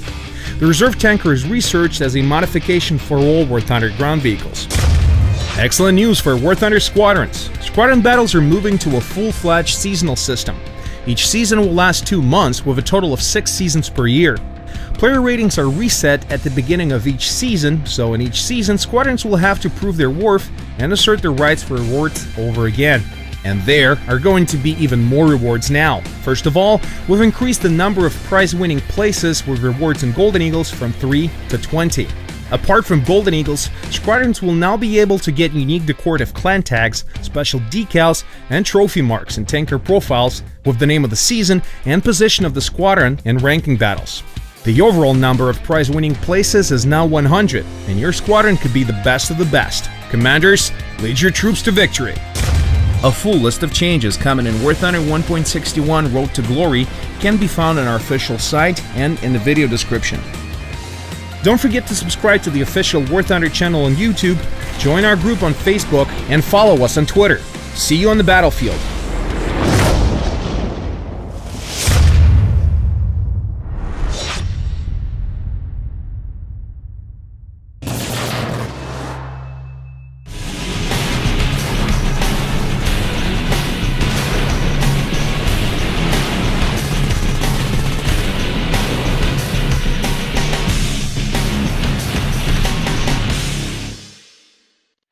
Hi everyone, welcome to War Thunder Update 1.63 Desert Hunters.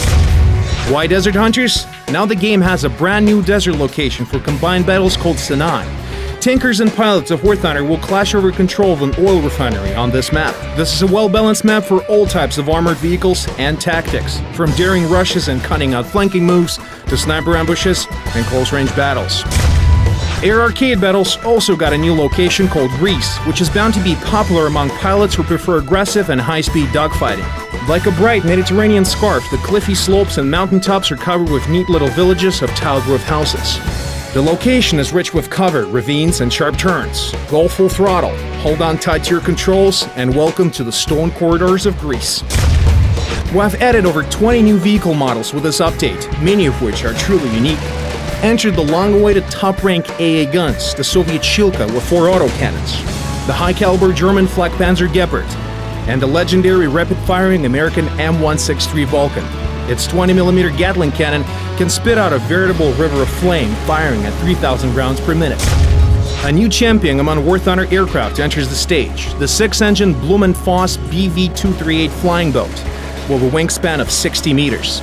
This giant is capable of carrying an enormous bomb load, while its 6 powerful engines and decent defensive armament make this machine a tough nut for enemy fighters to crack.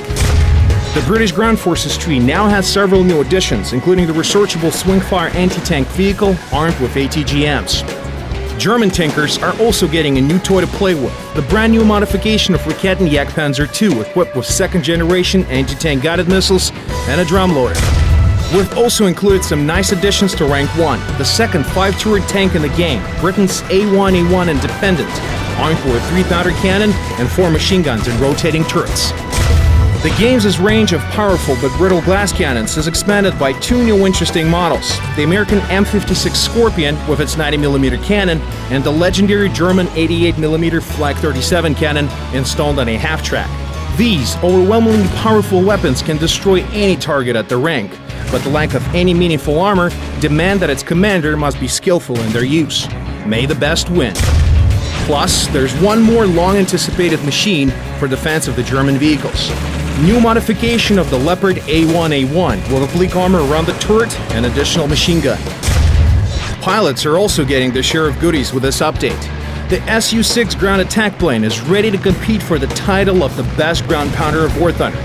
2 37mm cannons, bombs, 10 rockets, and its easy handling make for a very good contestant indeed. American pilots are getting the F9F8 Cougar, a swept-wing jet fighter, the direct descendant of the Panther fighter jet. Japanese aviators now have the Ki-87, the turbocharged piston engine interceptor that is armed to the teeth. But that is not all. Update 1.63 Desert Hunters has many more additions, including vehicles, improved damage models, new tank gun sights, graphical improvements, and much more. You can read the full changelog at War Thunder's official website, subscribe to our channel on YouTube, and follow us on all major social networks. And of course, try out the new additions yourself in the game. See you on the battlefields of War Thunder Update 1.63 Desert Hunters.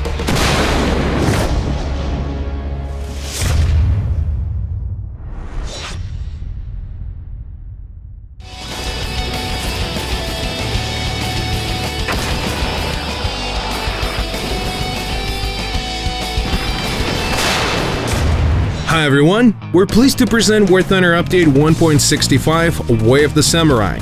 This time, it also means game release.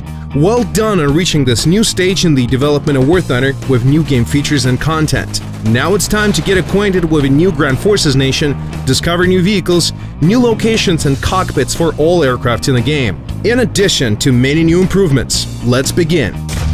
A long-awaited and truly monumental addition to our game, cockpits for all the bombers and assault aircraft in the game, every last one of them. Now pilots in realistic and simulator modes can experience even greater immersion while they fly their aerial haulers. We have created 3-dimensional cockpit prototypes for all the aircraft that previously had no cockpit.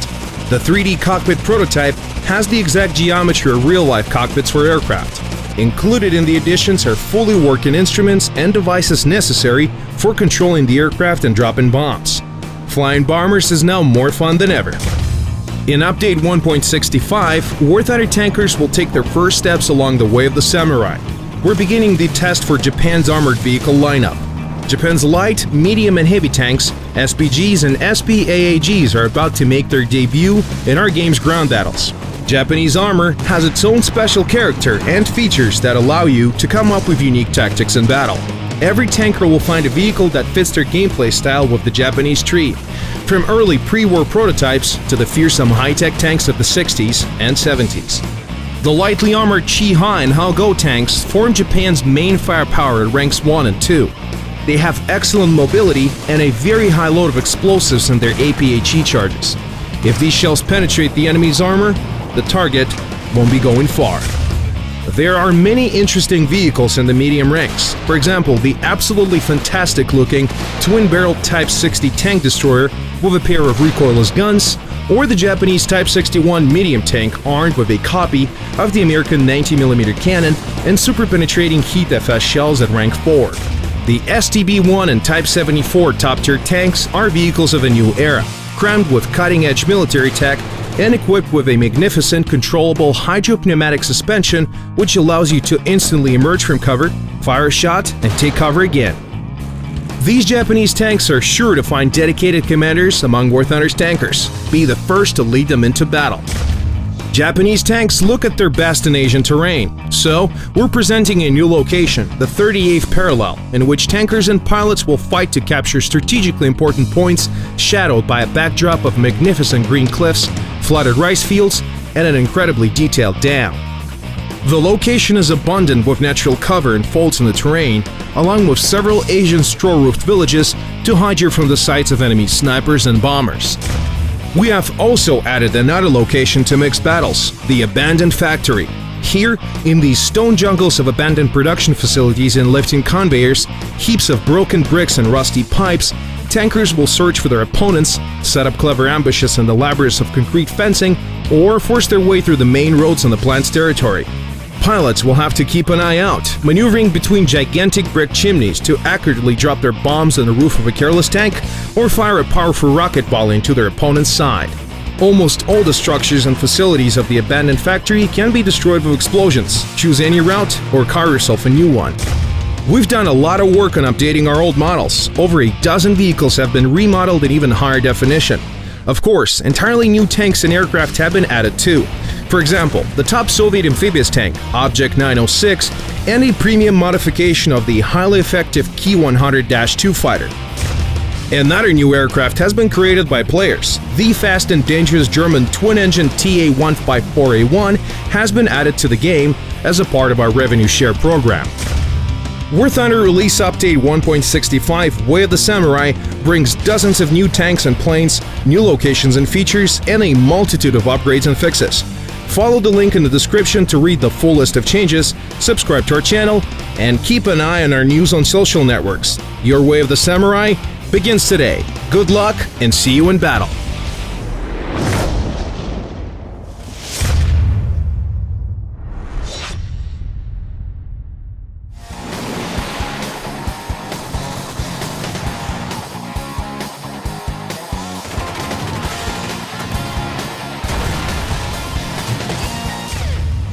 Pilots, tankers, and sailors, welcome to the game's first major update of 2017, War Thunder 1.67 Assault. New locations, vehicles, and game mechanics. Let's roll. Assault is the name of our new game mode, which covers PvE battles in the air and on the ground, versus a veritable horde of enemies, which you can take on alone or with a squad of friends. The Assault-type missions are available for players of all ranks and nations. Every vehicle from your roster can enter the fray, while the battle is balanced upon the highest BR you have selected. Each day, players can earn special rewards for participating and winning assault missions. Get around your favorite machines of war and attack.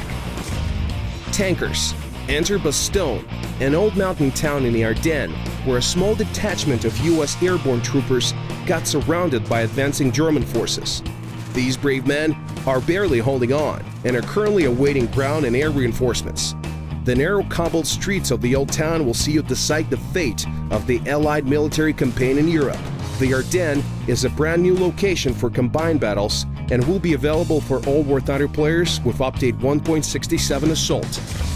Feeling a little too cold in the Ardennes? Well, then come over to enjoy the soft, warm breeze of South America on a new arcade battles map called Guiana Highlands. At the very heart of this breathtaking location sits a giant mountain crowned by a mesoplane and a ring of clouds. Here, at the height of 6,000 meters, you will experience the most unusual arcade battle yet. Do you soar over the clouds or dive under? Wherever you go, you're sure to find some competition at any altitude. So, what about the new vehicles? Well, take a look. The full list of additions is too long for this video and can be found in a link in the description below. Let's take a look at some of those new machines a little closer. Japan, the latest tank nation of the game, is getting two great top vehicles. The Type 60, the first Japanese tank armed with ATGMs, and the Type 87 SB-AAG, armed with the same high-caliber, rapid-firing cannons as the German Gepard. Japanese pilots can now enjoy the Ki-67 Hiru bomber, which is recognized by many as the best bomber of the Pacific War. We have some amazing news for the fans of American vehicles, introducing several powerful machines of war. The long-awaited giant, the T-34, the most powerful heavy tank of the USA tech tree, equipped with tough turret armor and a truly smashing cannon. American pilots now get access to the A-26 Invader, the first aircraft in the tech tree. This king of ground pounding comes with 14 forward-facing 50 cal machine guns, bombs, rockets, and defensive turrets. Enter the storm of fire on your command. Soviet tank hangars are now expanded by a new heavy, the fearsome IS-6. With a whole-cast, thick armored turret, it will be available in our online store shortly, and will surely bring you a heap of silver lions and research points for other vehicles of the USSR.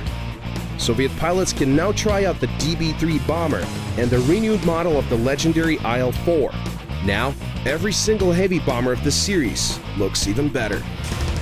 The UK's FV4005 SPG is a sight to behold, a huge superstructure housing an enormous gun. This long-barreled 183mm howitzer has great range and the power needed to take out any target. The old friend of British pilots now has an all-new look. An entirely new model of the legendary Spitfire Mark IIB replaces the old one. That's a good reason to give this old girl a try once more. There are also some great additions to the Germany's tech tree. RU-251 is a light post-war German tank with a record-setting speed of 80 kilometers an hour, an absolute record for a ground vehicle in War Thunder. Its powerful cannon is capable of destroying anything it fires at. Low-ranking SPGs are getting a new member of the family, the Sturmpanzer II. This SPG is lightly armored and open-topped. It fires the heaviest and the most powerful HE shells at rank 2. Welcome the renewed classic of the German Luftwaffe, the best-known dive bomber of the war. The Junkers 87 Stuka now has an all-new model and an animated bomb cradle, just like some of the other aircraft as well. But wait, there's more than new maps and vehicles. We've made the game even better looking. Now, aircraft engines spew fire from their exhausts. The intensity and even the color of the flame is affected by the engine RPMs and the fuel mix. You have to see this effect in all its beauty. Tank and ship cannons now have stabilizers, where they were available in reality. The most advanced post-war stabilizers in tanks allow you to fire on the move much more accurately. War Thunder Update 1.67 begins now. You can read the full changelog in the link in the description below. Subscribe to our channel and follow our news on social networks. Conquer new heights and develop new combat tactics. See you in battle.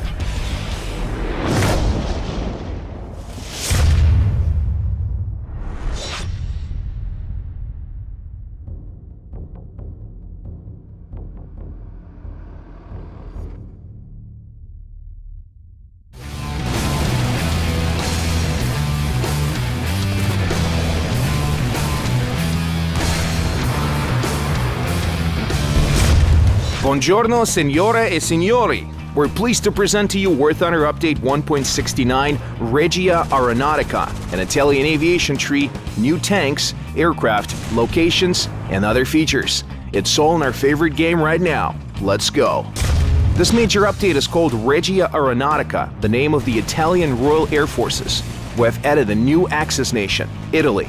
The game now has several completely new lines of Italian military aircraft, and Italian aircraft from the German tech tree have been moved to the new playable nation. Italy's military aviation boasts a rich and fascinating history. Italian aircraft saw action in Europe, Africa, the Mediterranean, and on the Eastern Front. Let's take a look at the most exciting models in the game. The Fiat CR-32 biplanes formed the core of Italy's fighter aircraft during the Spanish Civil War. These aircraft were considerably heavier than the other biplanes of the time, which allowed them to achieve very high speeds when diving, and the large-caliber machine guns fitted on certain CR-32 models easily pulverized opponents in the air. The elegant and speedy Mach-E fighters was the hallmark of Italian aviation in World War II. Light, mobile, and fast, the aircraft were equipped with German Daimler-Benz engines, already familiar to War Thunder pilots, who have updated the models of all fighters in the Mach-E 202 line and added an experimental prototype with cannon armament. Three-engine bombers became the calling card of Italy's heavy military aviation in the 30s. In addition to the well-known Sparviero SM-79 bombers, which are coming to the new playable nation from the German tech tree, we will also be adding new vehicles such as the Kant Z-1007, a brand new 3-engine hauler with excellent defensive armament. The Piaggio P108 will be one of the most unusual aircraft in the game. This powerful but unhurried bomber is presented in several models. Besides bombs, it can also either carry 3 huge torpedoes or the biggest cannon in War Thunder aviation, a 102mm gun along with 50 rounds worth of ammunition stock. The Fiat G91 represents the jet-powered era in the Italian tech tree. The compact, light, and extremely fast bomber fighter is armed with American rapid-firing Brownings and carries bombs and 38 rockets. And it looks superb too. It is rightly the top fighter in the Italian aviation line. War Thunder Update 1.69 is more about than Italian aircraft. The game is also gaining new tanks and SPGs, many of which are truly unique. One of the finest armored vehicles of World War II was the German Puma. The light and maneuverable recon vehicle with a 50mm cannon will be the first at any capture point or at the opponent's flank in an offensive. The T-55A Soviet medium tank, which continues the tradition of the wonderful 54s, and the menacing Object 268 SPG on the T-10 chassis have been added to rank 5 of the USSR armored vehicle tech tree. The Americans have 2 fantastic new additions: the T-95E1 medium tank, designed to replace the Patton, and the M60A2 Starship main battle tank armed with guided missiles. The British get another jewel in their crown with the Chieftain Mark V, fitted with a more powerful engine than earlier models. We're adding smoke grenades and shells for ground vehicles in War Thunder. Smoke grenades will allow you to hide your tank from enemy fire when doing repairs on the battlefield or when defending a capture point, while smoke shells will help put up a screen over large distances to conceal the advance of an entire group of tanks. Smoke screens open up a huge number of tactical possibilities. This is a brand new chapter in ground battles. Smoke grenades work on all rank 5 tanks and some tanks from the lower ranks. In time, smoke grenades and the shells will be added to all tanks that historically had them. In Update 1.69, it's not just the Italians who get new aircraft. The PB-4Y2 Privateer patrol bomber, based on the B-24 Liberator, will appear in the hangars of the US. German pilots are getting a very special update. The forefather of the legendary Messerschmitt line, the Bf-109A1 Anton, a fighter monoplane with a wooden 2-blade propeller. For novice pilots, the Anton will be a reward for their first battles in War Thunder, while experienced veterans will be able to access it as a premium reserve aircraft. Also, we have some great news you may missed. For all pilots in mixed battles, we have ground vehicle damage camera. Bomber pilots now have separate sights for each defensive turret with a display showing the overheat indicator. What's more, we have created 3 new locations for you to enjoy. For ground battles, the new and improved Kuban is now available. Pilots will fight in the skies above scorching Tunisia, an expanded variant of the ground battles location. For naval battles, we present the port of Novorossiysk, a location created based on the ports of the Black Sea coast. These and many more additions are waiting for you in War Thunder Update 1.69 Regia Aeronautica. Read the full changelog at the link in the description, subscribe to our channel, and keep up with our news on social networks. See you in battle. And one more thing. That's right, all players using new Macs will be able to play War Thunder on Metal API, which works up to twice as fast. It's awesome.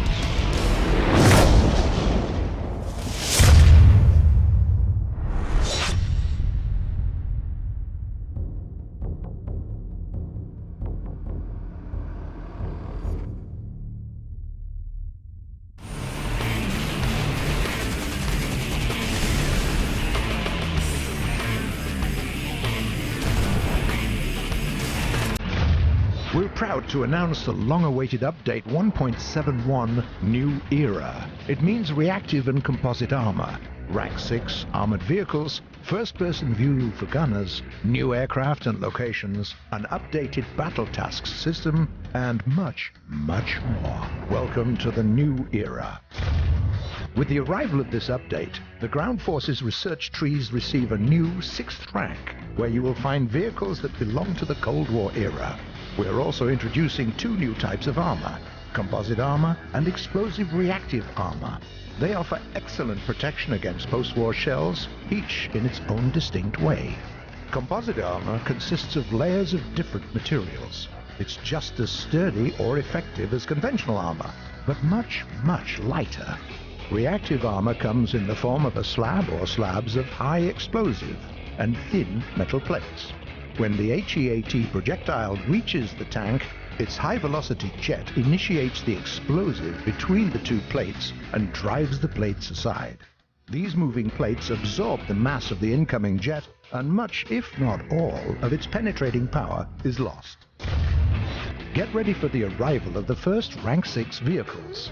Joining the brand new rank in the Soviet ground forces tree comes the mighty T-64A, the first mass-produced tank in the world to feature composite armor protection.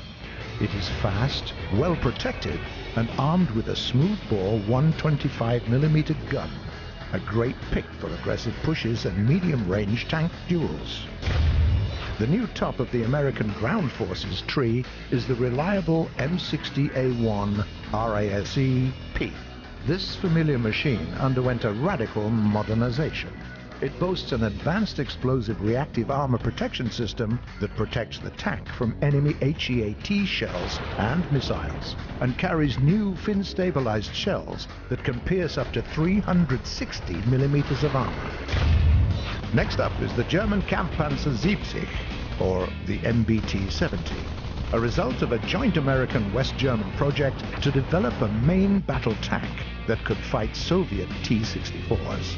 It incorporated cutting-edge technologies of its time, great mobility, a stabilized gun that could use both conventional ammunition and missiles, an autoloader, an advanced hydro-pneumatic suspension system, and, well, we could go on and on. This versatile tank will take its place in the new Rank 6 of the German and American ground forces research trees. The British get their own top-tier tank. It's the Chieftain Mark 10, a modernized version of a tank that is well known to veterans of the game. It comes with the Applique Stillbrew crew protection package and modern APFS-DS shells. All of this makes the new Chieftain a very dangerous opponent indeed. The pilots of War Thunder get their own share of exciting new vehicles. The highly anticipated Mustang P-51H, the perfect piston engine fighter and one of the fastest planes in the game, has been added to the US Air Force tree. Meet the new Hornet F-3 that will continue the British heavy fighter line. It excels at fighting at high altitudes where it can engage enemies at breakneck speeds. Next up is the BE-6, a new premium Soviet flying boat. It's not very fast, but what it lacks in speed it makes up for in a considerable bomb load, and what's even more important, turrets equipped with 23mm cannons. The American XA-38 Grizzly, a very interesting pick for players who prefer mixed battles.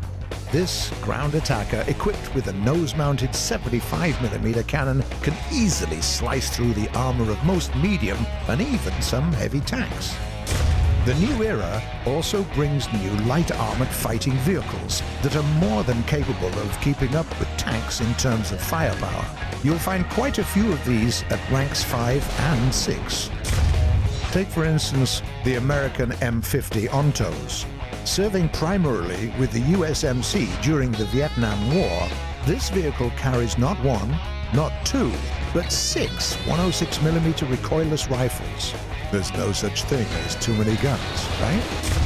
The Soviet BMP-1, a legendary amphibious tracked infantry fighting vehicle armed with both a fast-firing 73mm gun and a launcher for the Malyutka anti-tank wire-guided missile.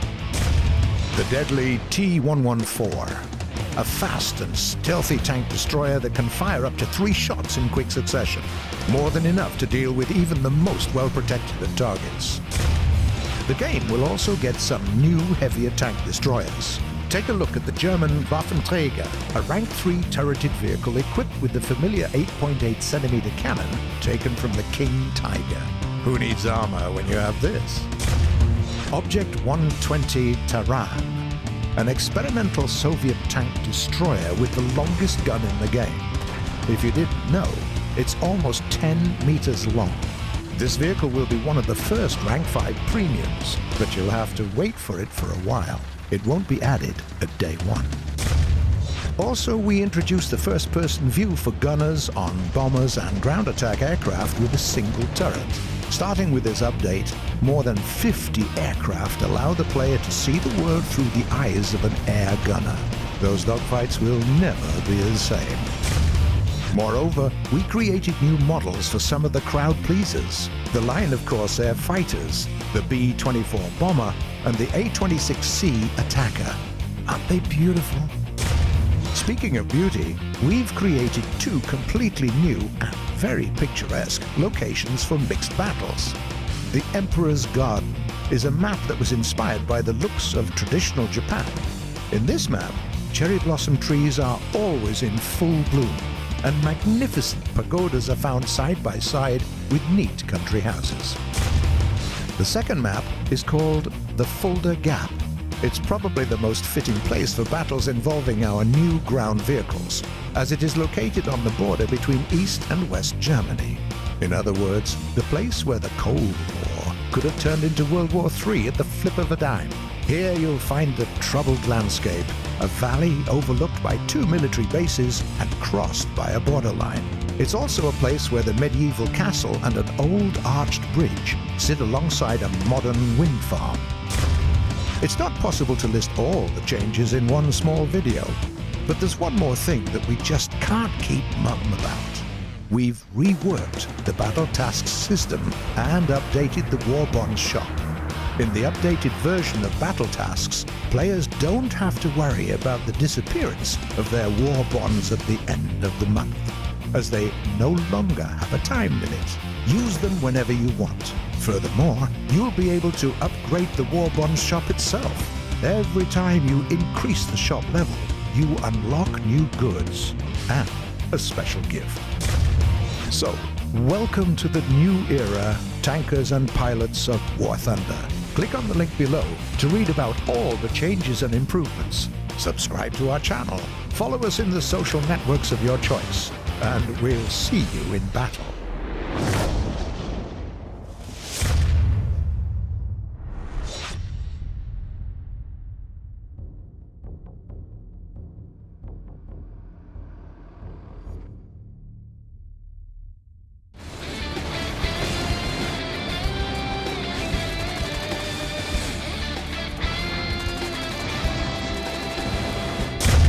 Good day, or rather, bonjour, because today, in Update 1.73, Vive la France, we announce the arrival of yet another new nation. Yes, that's right. The game is about to get a full-fledged French aviation tech tree, as well as some Italian tanks and custom tank sites. Let's go. The French aircraft were already considered one of the best during the early years of aviation in World War I. But they kept on improving their designs through the 1930s. The Dewoitine D501, one of the fastest mass-produced planes of the era, was also the only production monoplane with an engine cannon. Another aircraft made by the same company, the D371, fought German Messerschmitts in the skies of Spain during the Spanish Civil War. You can find an upgraded version of this plane in our store. It's a part of the pre-order bundle that also allows you to become one of the testers of the upcoming French aviation. Unbelievable agility and two 20mm cannons in the first rank. This is a beautiful machine that will make any collector proud. Pre-war French bombers are also a sight to behold. Take a look at the mighty Farman F220 with its peculiar 4-engine push-pull configuration. Yeah, it's a bit on the slower side, but it has 3 turrets and, more importantly, can carry more than 2 tons of bombs, including a variant where you get 52 bombs, 50 kilograms each. Not a bad start for a bomber tech line, we say. 2-engine heavy fighters and bombers of the Portez 630 family were among the first planes to fight the waves of Luftwaffe aircraft. In the game, you'll see the Portez P631, an almost ideal early strike aircraft. 2 cannons, 7 machine guns, the capacity to carry bombs, and good speed. All of that makes it a great pick if you want to destroy both enemy fighters and lightly armored ground targets. During World War II, the French aircraft competed with the best machines built by both the Allies and Axis alike. The body of the Arsenal VG-33 light fighter is made of plywood, for goodness sake, but it doesn't fall apart, even while reaching more than 800 kmph in a dive. It's a great machine for boom and zoomers, that's for sure. We also introduce a new line of single-engine fighters designed by Marcel Bloch. The best one is the MB-157. It's an excellent high-altitude interceptor. What sets it apart from the other machines of the same design is a more powerful engine and superior speed performance. There is also the De Watine D520 that many of you know and love. This dangerous and agile low-rank fighter can finally claim its rightful place in the French tech tree. The French stayed true to their spirit even after the war and built a lot of unusual machines. Take a gander at this plane. The Arsenal VB-10 has 2 engines and 2 contra-rotating propellers. This high-altitude fighter aircraft of considerable proportions carries an impressive array of weapons, 4 20mm cannons, and 6 high-caliber machine guns. Another interesting aircraft with contra-rotating propellers is the Sud-Ouest SO-8000 Narval.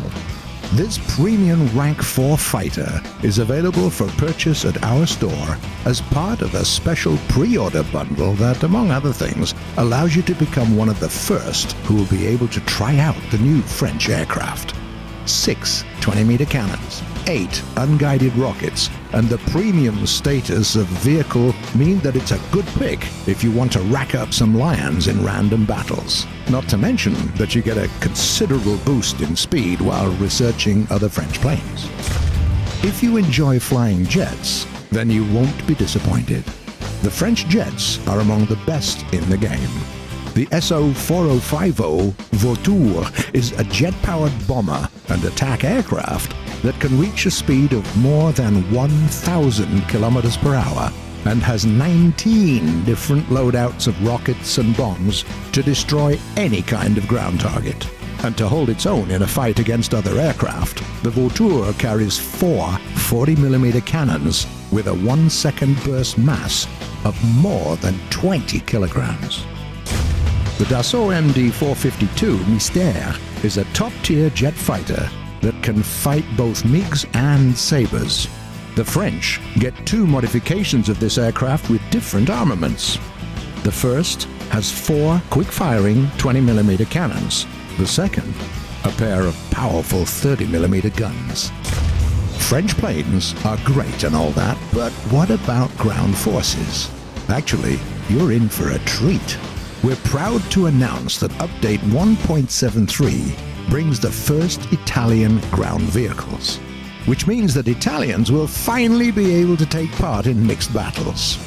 The first newcomer is the Italian P-40. Though physically a medium tank in size, weight, armor, and armament, it was classified as a heavy tank in Italy. The P Pesante stands for heavy. It's a World War II machine that's outfitted with a 75mm L-34 gun. Take a good look at the model of this tank. Isn't it awesome? It was actually created by your fellow War Thunder players as a part of our revenue share program. Oh yeah, for players, by players. For battles at higher ranks, Italian tankers get their own M26 Pershing, like the one used by the 132nd Armored Division Ariete. It has its own unique look and a special set of predefined decals. Both tanks are premium vehicles that you can get at our store. This is obviously just the beginning. We're working really hard to introduce the full Italian ground forces tech tree to the game. Keep your eyes peeled. Moreover, we continue to add new Rank 6 vehicles. The Soviets gained the modified BMP-1, called BMP-1P. It's equipped with a better ATGM system as well as smoke grenade launchers. The German tankers get the impressive Big Light Panzer 57 AIFSV that carries a quick-firing 57mm gun and its own set of ATGMs. There is another excellent piece of news for all tankers. We've designed a system that allows you to create your own tank sites. Make historical sites or something that suits your playstyle and share your creation at live.warthunder.com. As simple as that. For more information, please read the setup instructions on our site. So without any further ado, welcome to Update 1.73 Vive la France and the start of the official testing of French aviation. The link to the full list of patch notes is in the description below. Subscribe to our channel, follow us on social media, and see you in battle.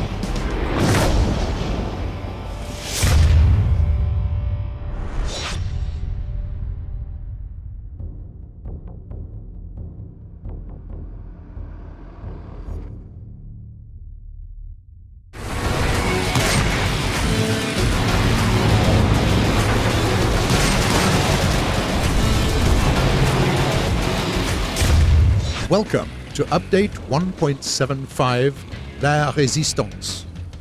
It is the most massive update of the year, and one of the biggest updates in the history of War Thunder. We have added French ground forces, more than a dozen new aircraft, new amazing locations, a brand new scouting and repair mechanic, and a system that automatically matches tank camo to the map. Furthermore, this update kicks off a special winter event with lots of good prizes. Interested? Let's go. You've already seen French aircraft. Now it's time to introduce French ground forces. It all starts with closed beta access. Any War Thunder player can take part for free. You just have to complete a few tasks. Another option is to buy one of the 3 available early access packs. Any of them will grant you unlimited access to a new tree. Every early access pack consists of a premium tank, a few days of premium account, as well as a hefty sum in golden eagles. French armored vehicles come in all shapes and sizes. They're well known for their unorthodox design choices, many of which were never replicated in production tanks of other nations. At the start of World War II, these armored beasts were among the best in the world. Just look at them.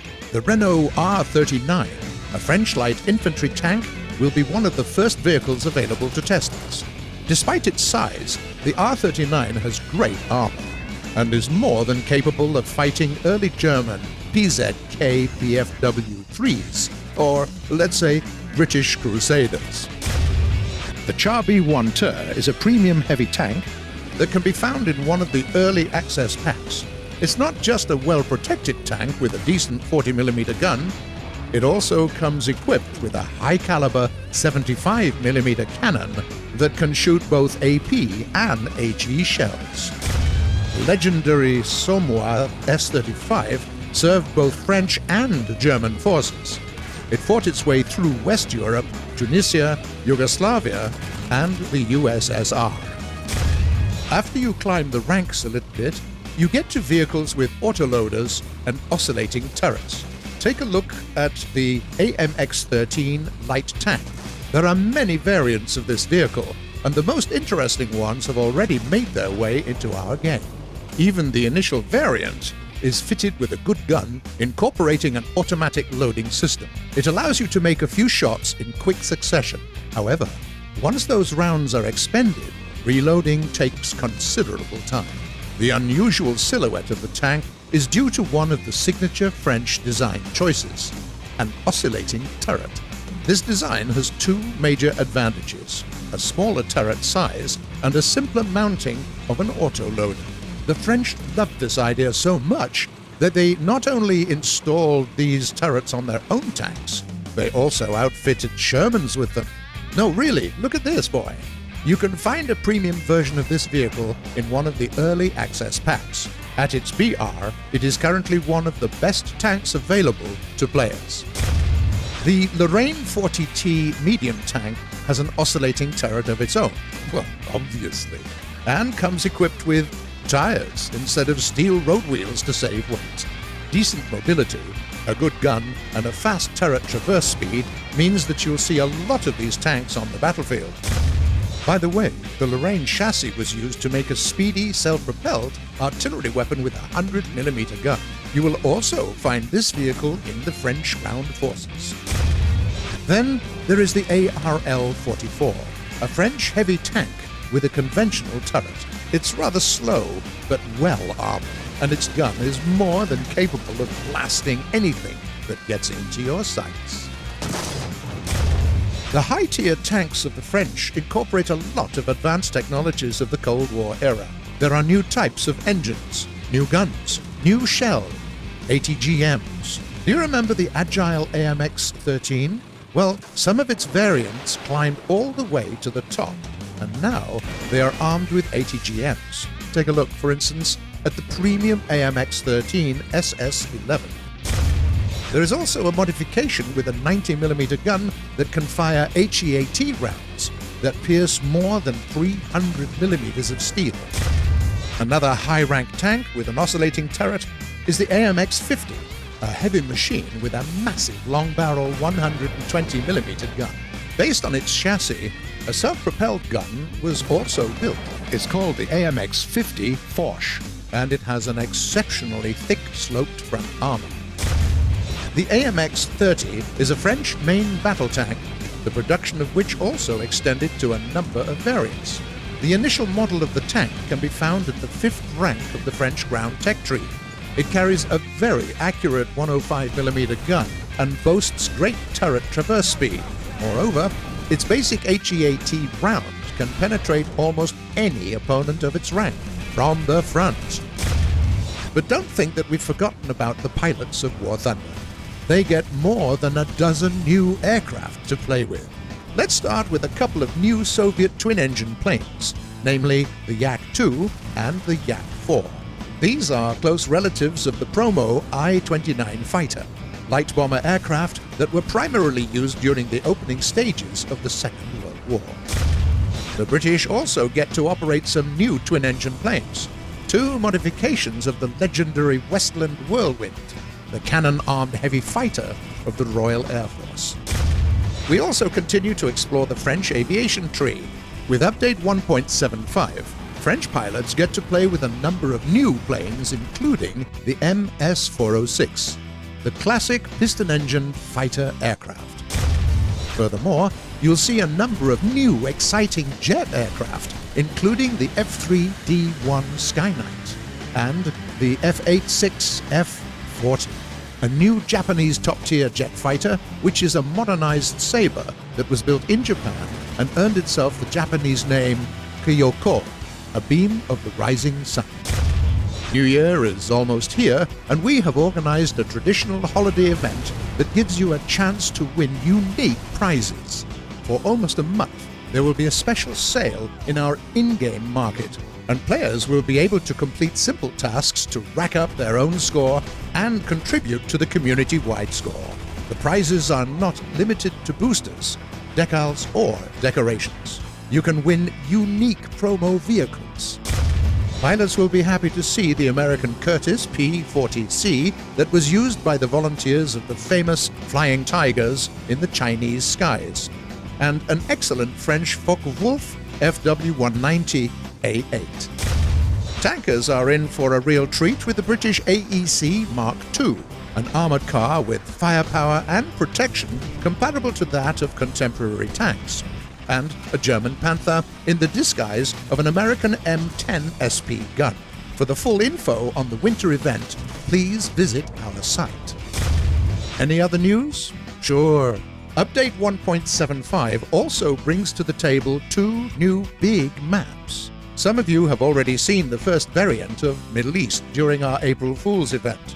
Well, we added the finishing touches to the location, and now it's available to all players of War Thunder. We also prepared a new arena for combined battles called the Maginot Line. It's only fitting given the fact that we've just introduced French armor. Another great piece of news is that you will no longer be required to change your tank camo before every battle. The game will automatically pick the camo that works on a given map, if you have one, of course. Basically, desert camo in deserts, winter camo in snowy areas, and so on. This option can be turned off in the menu. The last big thing, we are introducing the new mechanic of active scouting that will be available to light tanks. From now on, these types of machines will be able to scout enemy positions and pass the info to their allies, and get rewarded for doing so. Every time a scouted enemy is destroyed, the scout who lit it up will receive an airstrike point in AB, or a reduction of SP requirements in RB. That's not all. Light tanks can also provide repairs for every member in the team.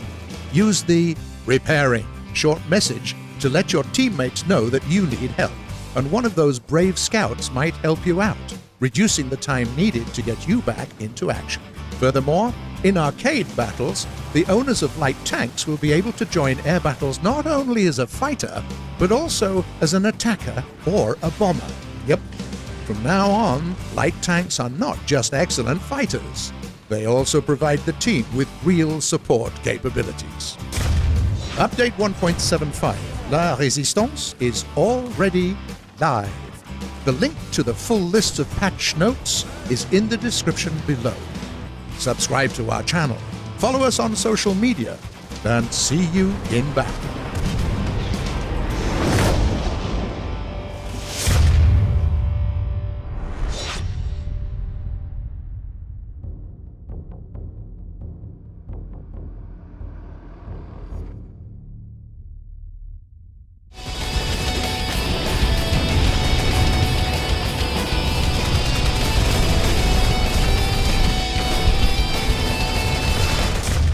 Welcome to Update 1.77, Advancing Storm, the first big War Thunder update in 2018. The biggest change this patch brings is the new Dagor Engine 5.0, which will completely change your in-game experience. But there are also new awesome ground vehicles and aircraft, reworked sounds, many improvements and new features. Get ready, the storm is advancing. We have very big plans for 2018. The first thing we'd like to show you this year is the new version of our game engine, the Dagor Engine 5.0, and a plethora of visual improvements that come with it. First, we have implemented a new landscape creation technology which makes the ground surface you see in the game much more realistic and detailed. Water in puddles will now reflect the objects around it, as well as react to shots and the movement of vehicles. In some cases, water will also appear in the track ruts left by the player's vehicles in the mud. That's not all. You'll see a lot of different types of soil depending on the weather, from loose dust to complete slush. This is a global change that affects all ground locations of War Thunder. The new rendering technology has allowed us to implement brand new lighting and shading algorithms, resulting in more realistic and striking visuals. The game now has a technology for creating contact shadows on small objects and grass, and also shadows on effects like smoke or fire, which make them look more natural. War Thunder will also support dynamic global illumination, including reflected and scattered light from surfaces and area lights. That's not all. We also changed the way weather works. Our team has implemented realistic rainwater effects, and streams of rainwater now flow down and across surfaces. There is a breathtakingly beautiful layered fog, as well as dynamic clouds and sun, which moves on its own in real time in an astronomically correct way, according to the geographical latitude of a location and date and time of a battle. As you see, Dagor Engine 5.0 completely changes the way War Thunder looks, but we haven't forgotten to add new, interesting vehicles. You'll see a lot of long-awaited names in Update 1.77. For example, tankers will be able to expand their collection with quite a few new high-rank machines. The 6th rank has seen the addition of some real legends. Take a look at the M1 Abrams, a true classic and a forefather of most modern US tanks. It now sits comfortably at the top of the American research tree. This machine embodied the most advanced military technologies and designs of its time, including separate ammunition storage in a blowout compartment. This meant that the crew could sometimes keep on fighting even after there'd been an outbreak of fire in the ammunition storage. Can you believe that? The Challenger is a British main battle tank, which is another star of the Western Ground Forces. Now, it can be found at the top of the British research tree. The creators of this beast banked on the extremely advanced Chobham armor and a great 120mm gun, while also making the vehicle quite fast and maneuverable. The Leopard 2K isn't as heavily armored, but it's not as heavy either, which makes it very nimble. This German is much faster than you'd expect. It also has a killer gun with a fast reload rate and a top-notch stabilizer which allows you to easily land your shots on the move. Furthermore, the Leopard has no problems dealing with low-flying aerial targets thanks to the 20mm gun that you've already seen on the KPZ-70. Another new top vehicle in Western Ground Forces is the long-awaited French AMX 30B2 Grenouille, probably the most advanced model of its series. 112 reactive armor packages cover all the important spots. ERA packages increase a tank's defense against HEAT projectiles by up to 400mm. This modification of the tank is heavier than its predecessors, but an upgraded engine allows it to stay fast and agile. The Eastern Bloc isn't without new toys either. The Soviets get the new T-64B, a modernized version of the fan favorite, the T-64A. One of the best machines in the game, just got better. Now it has the capability of firing the Cobra guided missile, carries new smoke grenade launchers, and comes equipped with new composite frontal armor with ultra porcelain inserts. What a beauty! The fastest way to the vehicles at the top are the new Rank 5 premiums. Take a gander, for example, at the majestic Magach 3, an updated Israeli version of the American M48. The most vulnerable part of the tank, the massive commander's cupola, had been replaced with a new, low-profile one. The tank has also had a new engine and transmission fitted, plus a great 105mm gun. All in all, this vehicle is very different from the original M48. It is a thoroughly modern machine. French tankers will be happy to see a premium version of the AMX-30. It is basically just an earlier version of the same tank, with a high-caliber machine gun instead of a coaxial 20mm gun. But being a premium tank, it earns a lot more RP and Silver Lions, so there is that. Both tanks are available for purchase in our store. Pilots of War Thunder are also in for a treat. The Japanese Ki-108 Interceptor was designed specifically to hunt the American super fortresses. This heavy fighter was equipped with a pressurized cabin to allow it to carry out high-altitude missions, and outfitted with powerful cannons literally capable of tearing targets apart. The Soviets get a new interceptor fighter of their own, the very unusual LA-200. The peculiar thing about this jet fighter is that its turbojet engines were fitted in tandem, one behind the other. The French, in their turn, get a version of the fearsome MD-452 Mystère, which stresses its fighter-bomber capabilities with a rich selection of bombs and rockets. It also comes equipped with beefed-up armament that allows you to fight your opponents on your own terms. The British get an option to acquire the excellent Martin Baker MB-5, one of the best piston-engined fighter aircraft in the game, and a great alternative to the late Spitfires in the British research tree. 4 20mm guns, as well as the operating speed of over 700 kph. This bird means business, and is ready to change the rules of high-rank piston-engine aircraft warfare. This premium fighter is also already available for purchase in our store. Speaking of Spitfires, the Supermarine Spitfire Mark V gets a new, more detailed and realistic model, as well as 2 new modifications, B and C, that come without a dust filter. We also continue our support of the Revenue Share program.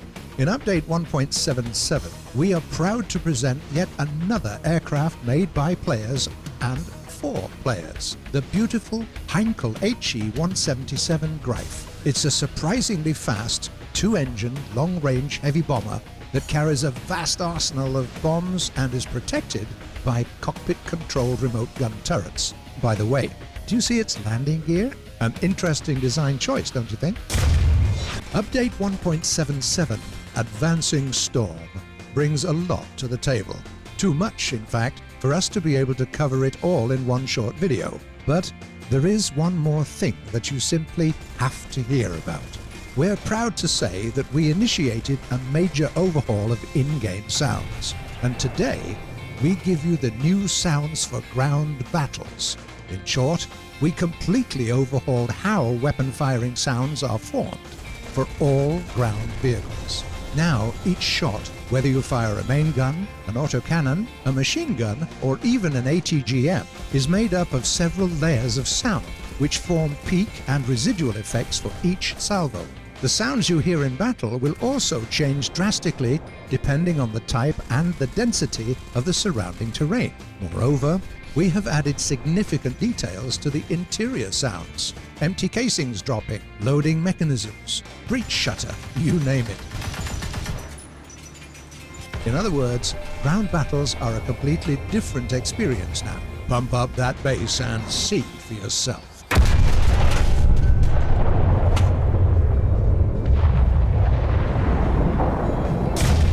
Well, there you go. That's Update 1.77, Advancing Storm. As usual, the full list of changes and improvements can be found on our website. The link is in the description. Don't forget to subscribe to our YouTube channel and follow us on the social media of your choice. The storm is advancing. Welcome to the new War Thunder.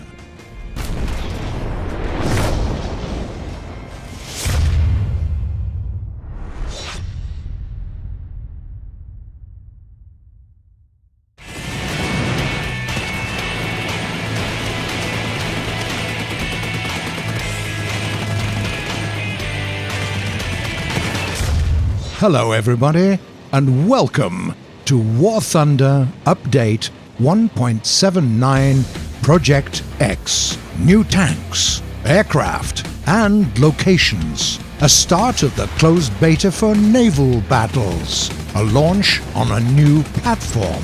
A massive overhaul of sounds in air battles, and lots of other changes. Project X is here. Welcome aboard.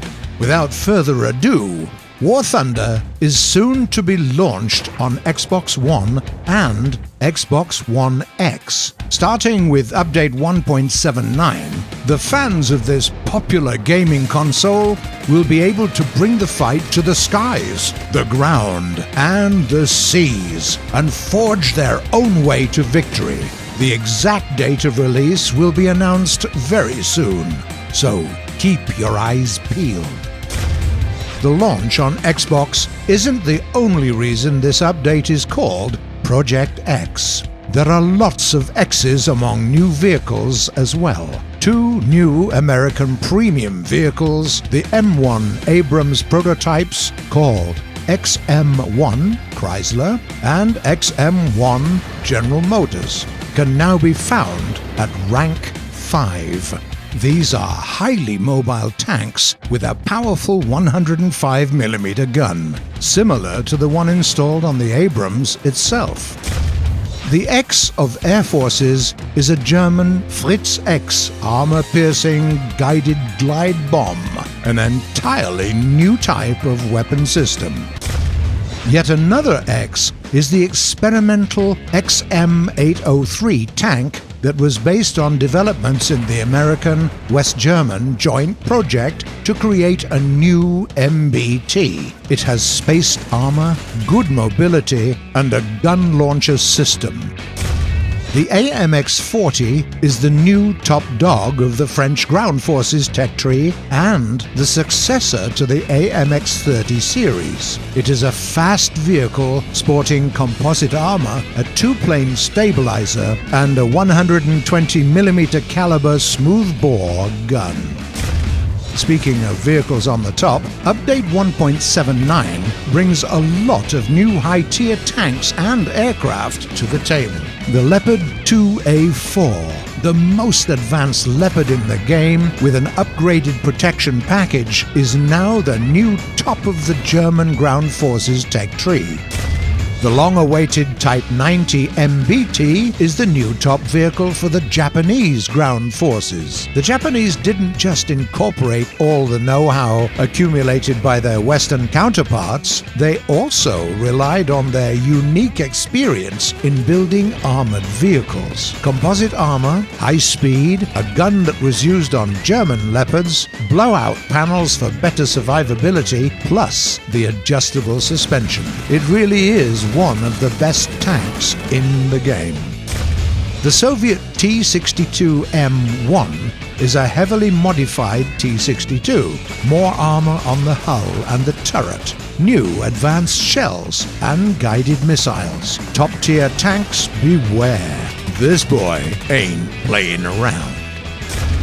The British tank has got a new high-rank SPAAG, the Chieftain Marksman SPAA, armed with two 35mm autocannons with a rate of fire of 550 rounds per minute. That's not all. The British also get the Centurion Mark V AVRE, an engineering vehicle based on a tank equipped with a spigot mortar designed to destroy buildings and fortifications. Your hits won't go unnoticed. There are almost 16 kilograms of explosives in every shot.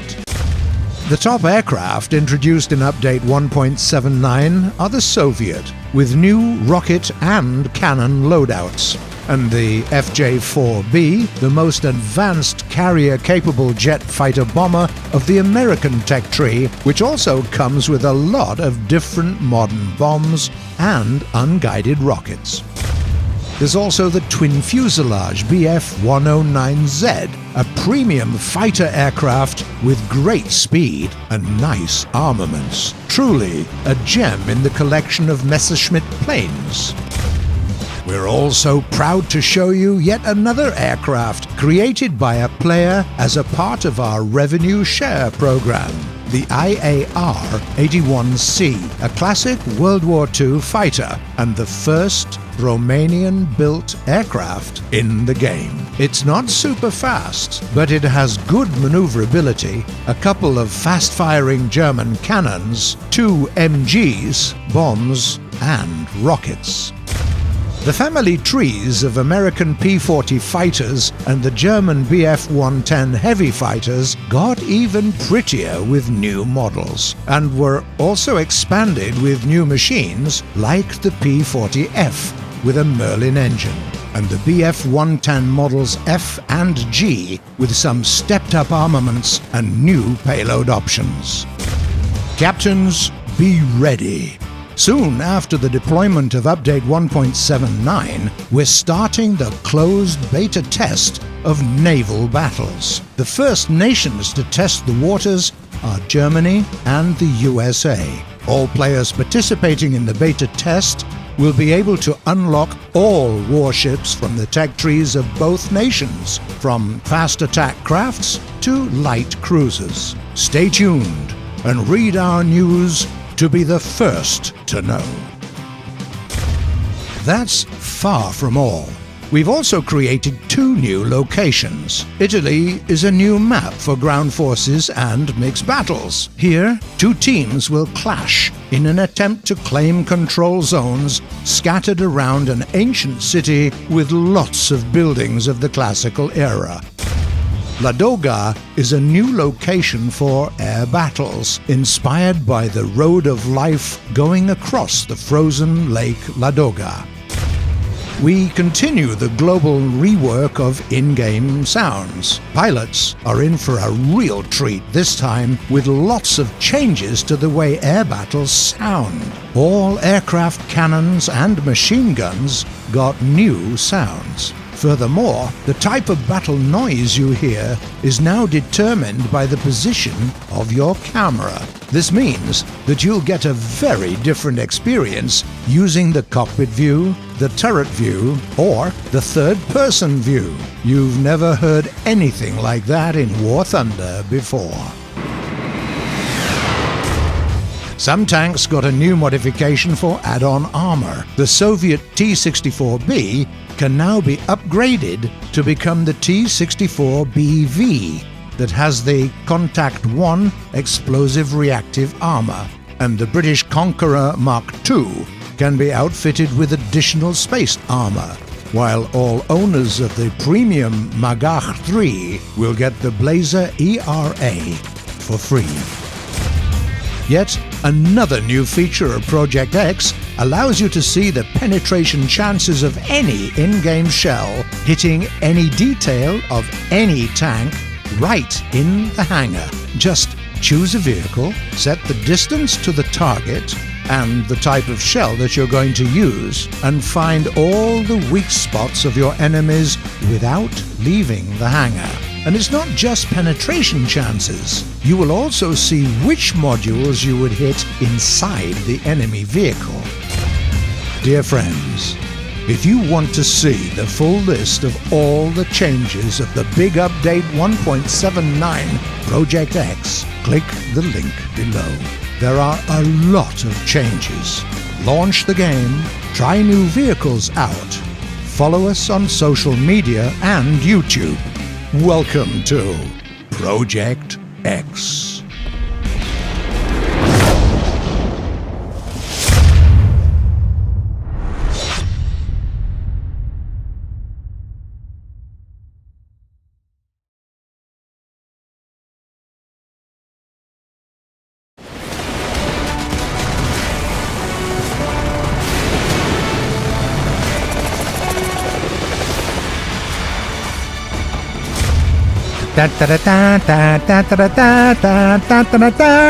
Welcome to Update 1.81, the Valkyries.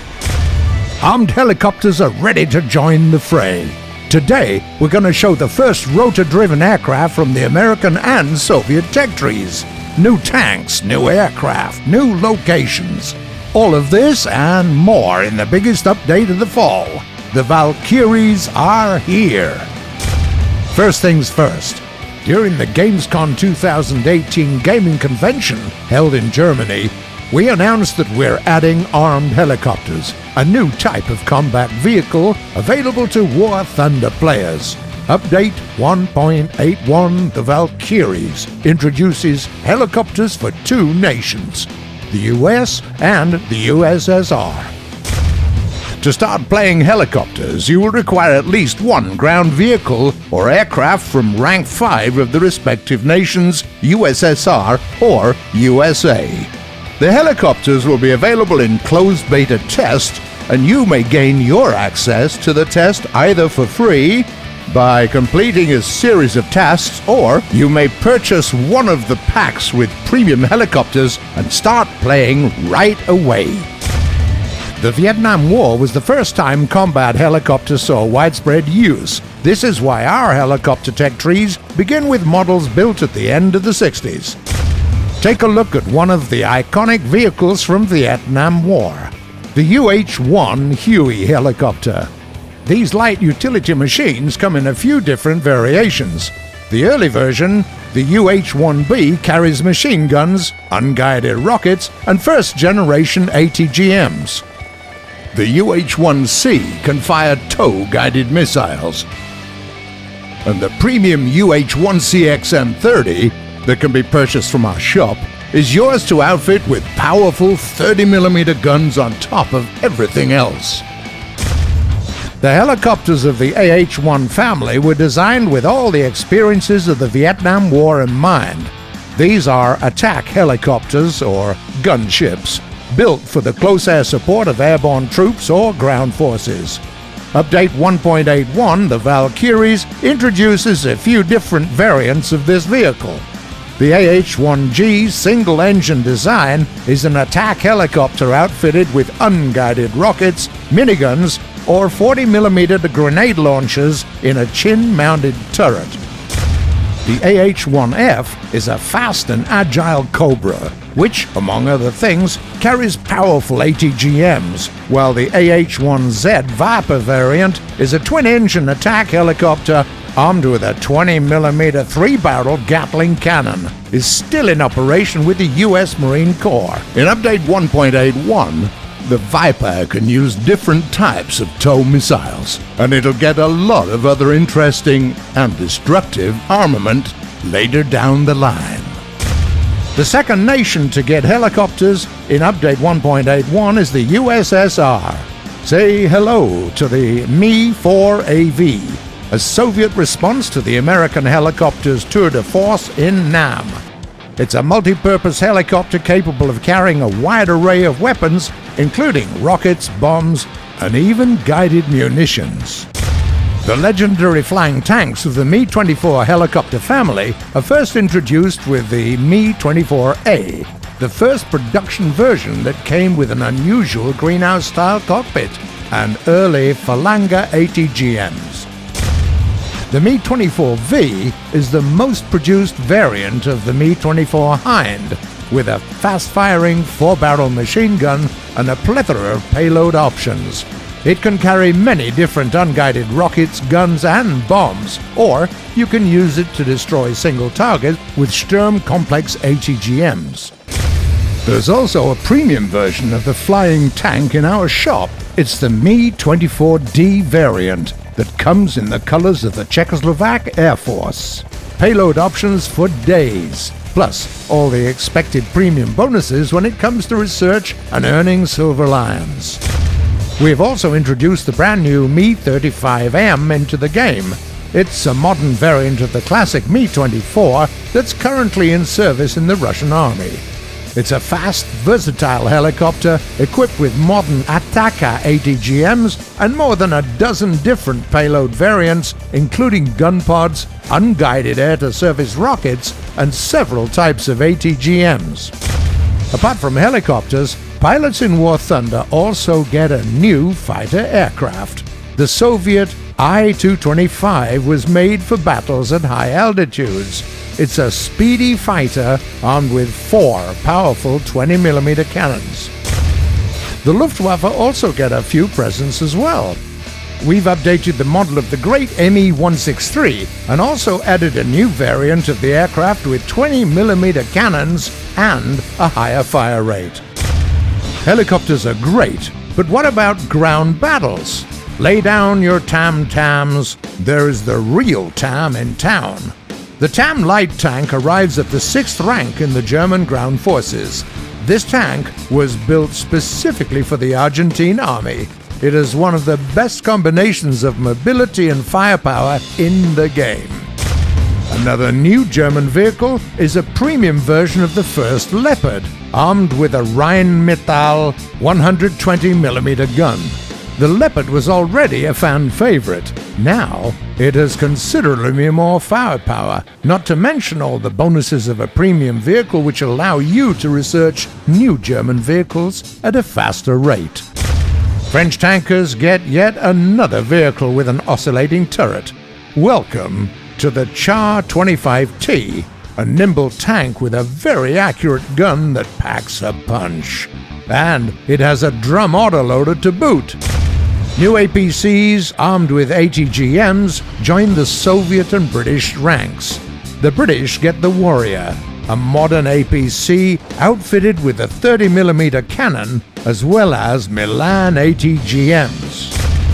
Soviet tankers can lay their hands on the beautiful BMP-2, a highly mobile IFV carrying Concours ATGMs. A brand new Soviet premium is the T-55AM-1, a thoroughly modified version of the T-55 medium tank. It has better armor, a new engine, and a 100mm gun capable of firing ATGMs. The much anticipated T-80B MBT is the new top vehicle for the Soviet ground forces. Just look at it.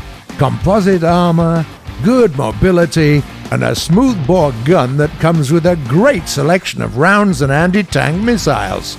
Cheer up, Soviet tankers. The T-80B is more than ready to take on the top tanks of other nations. The US are in for a real treat with the new Abrams.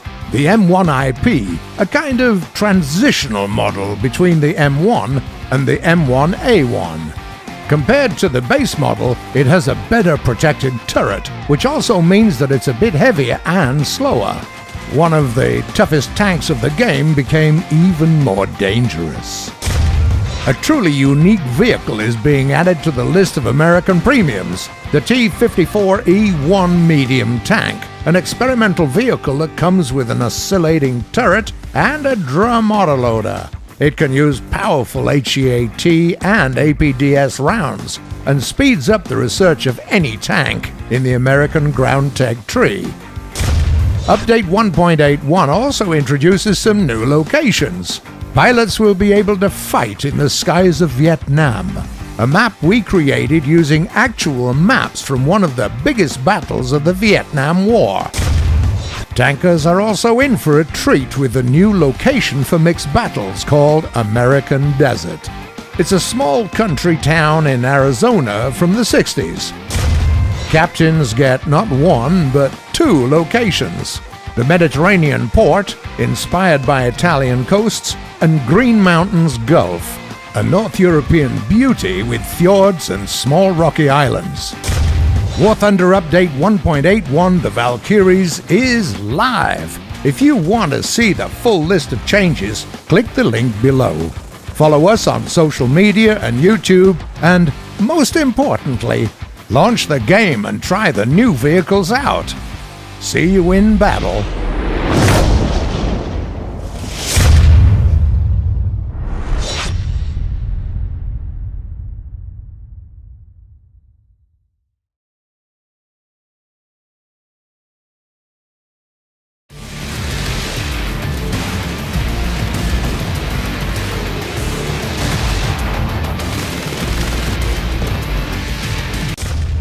We introduce Update 1.83, Masters of the Sea. We present to you Naval Forces OBT, a Royal Navy CBT lineup, German helicopters, new tanks and aircraft, and much, much more. All aboard, here we come. Now all players can go to sea. The developers at Gaijin worked hard for several months shoulder to shoulder with players from the closed beta to make Naval Forces a better experience. A lot of things changed during that time. Firing mechanics, visuals, damage models. We added and tested the fleets of three major naval powers, the US, the USSR, and Germany. We started to introduce big ships. Many of them are already available in-game. Corvettes, destroyers, and even light cruisers. We also created several naval locations from different climatic zones. Today, we're happy to invite you all to naval battles. The OBT is on. Get in and contribute to the future of War Thunder Naval Forces. The existing three nations are joined by the mighty Great Britain, the very country hailed as the mistress of the sea for many long years, and not without reason. The ships of the British Navy are justly considered to be among the best of the best. We're starting a CBT for the British Naval Forces. The Brits are getting a pretty big lineup, including torpedo boats, light cruisers, and everything in between. Torpedo boats and gunboats of the Fairmile family, one of the most heavily produced boat designs of World War II, will be a common sight at low ranks. The Fairmile DMTB 5001 is one of the vehicles granting British Fleet CBT access. Apart from torpedoes of two types, it also carries a full battery of autocannons and AA guns. It's the best ship to get you acquainted with the British. The SGB 304 Grey Fox is a gunboat, designed specifically to combat German S-boats in the Channel. What's interesting is, as opposed to most of its peers, this dangerous gal is running on steam, not on diesel or petrol. 2 steam turbines allow the SGB to reach the speed of 35 knots or 65 kph. This gunboat is a heavy hitter as well, coming with an array of 76mm, 40mm, and 20mm cannons, and also torpedoes. At mid to high ranks, you'll get to play with considerably bigger ships. Among them are probably the most well-known British destroyers of the era, the warships of the Tribal class. There are several destroyers of this family in the British tech tree. One of them, the mighty HMCS Haida of the Royal Canadian Navy, did not just serve through World War II, but also took part in the Korean War. This is a true veteran of the Commonwealth. Not only did it combat enemy warships and submarines, but also destroyed a North Korean train. The HMCS Haida is the other warship which grants access to the British Fleet CBT as a part of its own naval pack. It's an excellent vehicle ready to take on the most dangerous of foes. Battle-class destroyers, also available in a few different variants, come outfitted with highly effective versatile guns capable of firing proximity fuse shells. These destroyers will be the most advanced ships of this type in the British lineup. The HMS Enterprise is the British light cruiser, and one of the most powerful warships currently available in-game. This monster is clad in armor up to 3 inches, that's 76mm thick, and has 7 6-inch 152mm cannons, a few 4-inch 102mm naval guns, and torpedoes. This is the true king of the War Thunder naval battles, and the top ship of the Royal Navy. Masters of the Sea is not just about ships. We're also proud to present the German helicopter tech tree and the first German helicopters in the game. The SA-313B Alouette is the French-made light helicopter that is the first air vehicle in the German helicopter tree. It can't take a lot of punishment, but has access to guided missiles. UH-1D is an export version of the legendary American Iroquois for the Bundeswehr.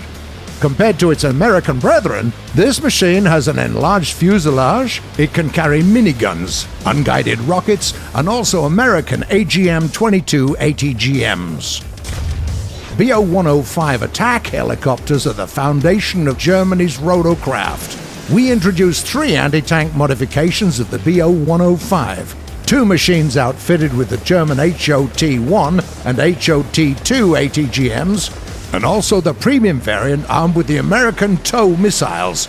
The BO-105 boasts excellent maneuverability. This will be a true ground vehicle killer in mixed battles. Speaking of tanks, War Thunder tankers are getting new, exciting vehicles, including a variant of the American T-32 with a better protected frontal plate, a Japanese Type 75 multiple rocket launcher for those intense high-rank fights, and a Soviet T-80B with ERA. Pilots get presents as well. Get ready for the French MB-175T torpedo bomber and the new German premium, the U-288C, equipped with remote-controlled turrets. Good news for console players. From now on, you don't have to purchase a special early release pack to get into the game on Xbox. And if you have Xbox Live Gold, you can play War Thunder for free. War Thunder Update 1.83 Masters of the Sea is already live. Check the link in the description for the full list of changes, follow our accounts in social media, and watch our videos on YouTube. See you in battle.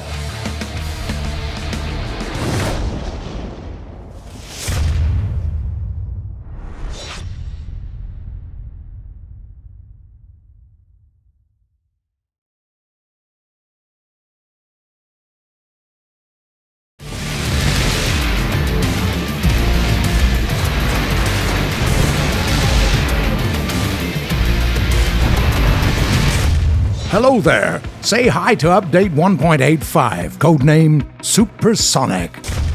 Supersonic aircraft are finally coming to War Thunder, as well as heat-seeking air-to-air missiles, a fully fleshed-out Italian ground tech tree, new destroyers and light cruisers, new locations, not to mention many other neat changes. The supersonic era begins. Buckle up. Supersonic aircraft are here, as well as the new 6th rank of aviation. The American F-100D fighter bomber is the assault modification of the Super Sabre. It carries a wide array of suspended weaponry, rockets, air-to-ground missiles, bombs, and guided air-to-air Sidewinder missiles.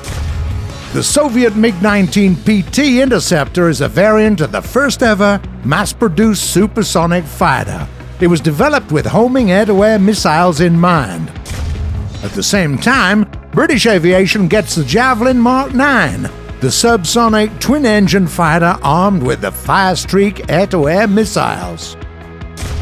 All planes of rank 6, as well as some helicopters, are now capable of utilizing this brand new weapon, air-to-air missiles. These rockets lock onto a heat source, for example, a thermal signature created by the exhaust of a jet, a gas turbine, or a powerful piston engine. After the missiles have locked onto a target, all that's left to do is push a button, fire and forget. You can launch these missiles from impressive distances, but your target will receive a warning that the missiles are on their way. In reality, the first generation of air-to-air missiles had a subpar effective range and were incapable of making tight turns. With that in mind, it's entirely possible to evade these missiles with some maneuvering, or by using special heat flares. By the way, helicopters will be the first to get them. Air-to-air missiles will shake up both air and mixed battles, and we hope you like them. With the introduction of the 6th rank of aviation, we present to you the new line of Rank 5 premium aircraft. They will not only help you to research all your favorite supersonic planes faster, but will also considerably speed up the research of any plane in the chosen nation. There are 3 such planes in this update: the Soviet MiG-15 ISH with angled missile racks, the bright red British Meteor F Mark 8 Reaper, and the American Sabre F-86 F-35, bearing colors of the famous Skyblazers aerobatic team. All 3 planes come with enhanced assault armament that are great for both air skirmishes and tank hunting. Have fun. Oh, speaking of tankers, we're introducing a fully fleshed out Italian ground tech tree, somewhere around 30 machines spread across all 6 eras. Italian vehicles are something else. Even at the very first rank, you can both encounter some machines with a familiar feel and see something outright alien. On the one hand, you have the M1441, for example, a decent light tank with a fairly standard layout. On the other hand, there is the Breda 501, a powerful anti-tank weapon built around a triaxial truck chassis. The Semavente 10525 plays a lot like German self-propelled guns. It has a low profile and a great weapon. Again, a familiar tried-and-true design. And right beside it is the R3 T106FA, a twin-barrel recoilless anti-tank gun based on a great-looking armored car. Italians don't stop here. There are surprises even at the highest ranks. For example, the Centauro wheeled tank destroyer not only carries one of the best guns in the whole game and some ERA blocks to bolster its protection, it also breaks all speed records in War Thunder, as it can accelerate up to almost 120 kph on a clear road. The OF-40 Mark II MBT is the Italian version of the Leopard, and is perfectly capable of standing up to its peers. Again, such a good, familiar machine. But the automatic SPAAG is nothing short of visionary. 76mm gun, a high rate of fire, HE and AP shells, a built-in radar system. It tears to shreds everything in its sight, both on the ground or in the air. Unusual, sure, but really cool. Beside the Italian tanks, we're adding some ground vehicles for other nations as well. For instance, a couple of top IFVs for Japan and the US, the Type 89 and the Bradley M3 to be exact. With rapid-firing cannons and ATGMs, it's a nice addition to the roster of high-ranking tanks. Britain also gets an interesting curio, the Shotkal Dalit, the Israeli version of the Centurion, outfitted with reactive armor and modernized shells to combat other top tanks. Meanwhile, Soviet hangars welcome an early version of the long-awaited T-72A, one of the most famous tanks in the world and the progenitor of countless T-72 variants. Captains are in for a treat with several new big ships, including brand new light cruisers for four nations: the Germans Köln, the Soviet Krasny Krim, the American Raleigh, and the British Dido. And here are our new maps. Afghanistan is designed for airborne clashes between planes and helicopters. It's inspired by the outskirts of Kabul and the Bagram Air Base. Fuego Islands are great for massive naval battles, and the map itself draws heavily from the imagery of the Falkland Islands. And Vietnam is a mixed battles arena. With its small seaport and nearby jungle, it's perfect for the good old tug-of-war between high-ranking tanks, planes, and helicopters. The supersonic update for War Thunder is now live. If you want to see the full list of all the changes, check the description below. Don't forget to follow us on social media and watch our YouTube videos. See you in battle.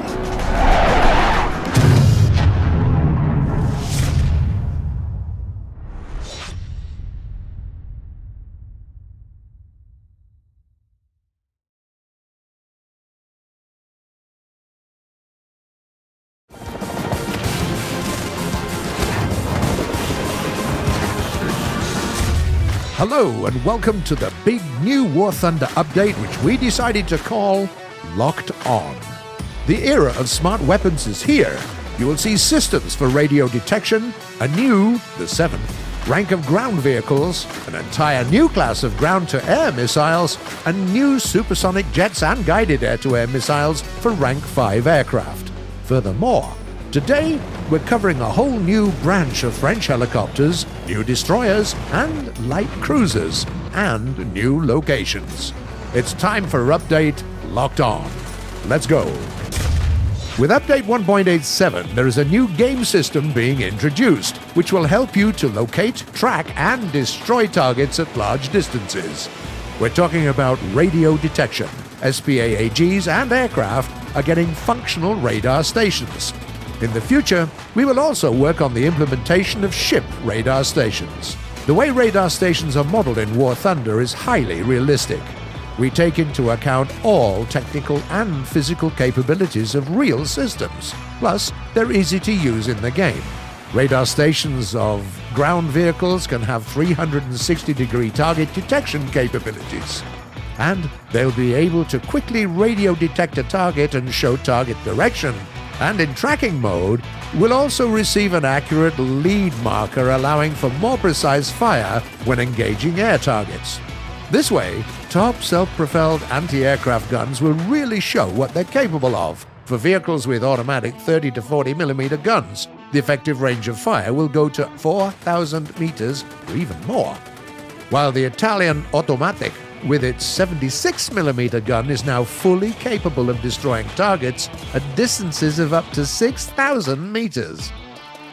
The pilot of the aircraft, or a helicopter which is irradiated by radar, will receive a special warning and will be able to take countermeasures, engage in evasive maneuvers, or use terrain and/or buildings as cover. At the same time, aircraft radar works in a slightly different way. Airborne radar provides detection in a specific sector of the front hemisphere of an aircraft, and players can choose different detection modes. For example, narrow this sector in order to increase detection speed. By the way, it's not just jets that get radar stations with this update. Some old-timers get radar as well. For example, the Dornier Night Fighter. If you want to see the full list of vehicles with radar stations, check out the link in the description below. We continue to bring War Thunder even closer to modern warfare. You will see new Rank 7 armored vehicles, and with them, a lot of changes regarding BRs and ranks of some Rank 5 or Rank 6 vehicles. All of that to create a more even playing field for battles at high ranks. Without further ado, the first Rank 7 ground vehicles to come into the game with Update 1.87 are the American Abrams M1A1 with a new 120mm gun, the British Challenger 2 with an improved type of Chobham armor, the highly mobile Soviet T-80U with a second-generation ERA, the German Leopard 2A5 with better turret protection. Moreover, we introduced the first SBAA vehicle that combines guided ground-to-air missiles and 30mm quick-firing cannons into a single anti-air platform. The Soviet Tunguska. SBAAG enthusiasts, your time has come. Pilots are in for a real treat as well. Now, all nations of War Thunder have access to Rank 6 aircraft. Say hi to the newcomers. The Italian G91YS, a twin-engine jet fighter bomber armed with air-to-air missiles. The French Super Mystère, a supersonic jet also carrying sidewinders. The Japanese Mitsubishi T2, currently the fastest aircraft in the game, and not one, but two new exciting options for Germans, a Soviet MiG-19S and the subsonic Sabre, armed with sidewinders. To make it easier to get to the top, we introduced a number of interesting Rank 5 premium aircraft, also with access to air-to-air missiles. The French Vautour 2A in Israeli colors and carrying Israeli armaments. The Japanese Sabre, the Portuguese variant of the Italian Fiat G91, and the British Hawker Seahawk Mark 100, operated by Germans. French helicopters have been added to the game as well. For most part, those are light, agile rotorcraft that pack a punch. The tech tree starts with the H-34 utility helicopter, capable of utilizing both ATGMs and unguided missiles right off the bat. The premium IRA-316 is a Romanian rotorcraft equipped with a great arsenal, including 6 Soviet Malyutka ATGMs, 32 rockets, and machine guns to boot. The top SA-342M Gazelle anti-tank gunship comes with access to a few different multi-purpose armament options, like the HOT-2 ATGM and the Mistral air-to-air missile. In the end, it can give hell to both ground and air targets. We also continue our work on great new ships. Update 1.87 introduces 3 new destroyers and 4 light cruisers, with the cruisers of the American Brooklyn class and the Soviet Kirov class almost rivaling heavy cruisers in terms of firepower. With Update 1.87, War Thunder also gets 2 new locations. The first is the location for naval battles called Coral Islands, where players will fight among the atolls of the Pacific. The second is set in beautiful Alaska. There, players will battle for control over a small Alaskan town surrounded by old-growth forests and mountains. The fiercest battles will be fought on city streets between high-rise blocks that can provide cover for both tanks and helicopters. There are a lot of new and exciting things coming to the game with Update 1.87. Among other things, we also created fully detailed pilot cockpits for all MiG-24 helicopters that previously only had the gunners. The BO-105 can now be outfitted with unguided missiles and machine gun. A few Rank 5 aircraft from the regular tech tree now have an option to research air-to-air missiles. If you want to read the full list of changes, click on the link in the description below. Subscribe, please, to our social media and watch our videos on YouTube. See you in battle, with all the new toys coming with Update 1.87 locked on. Have fun.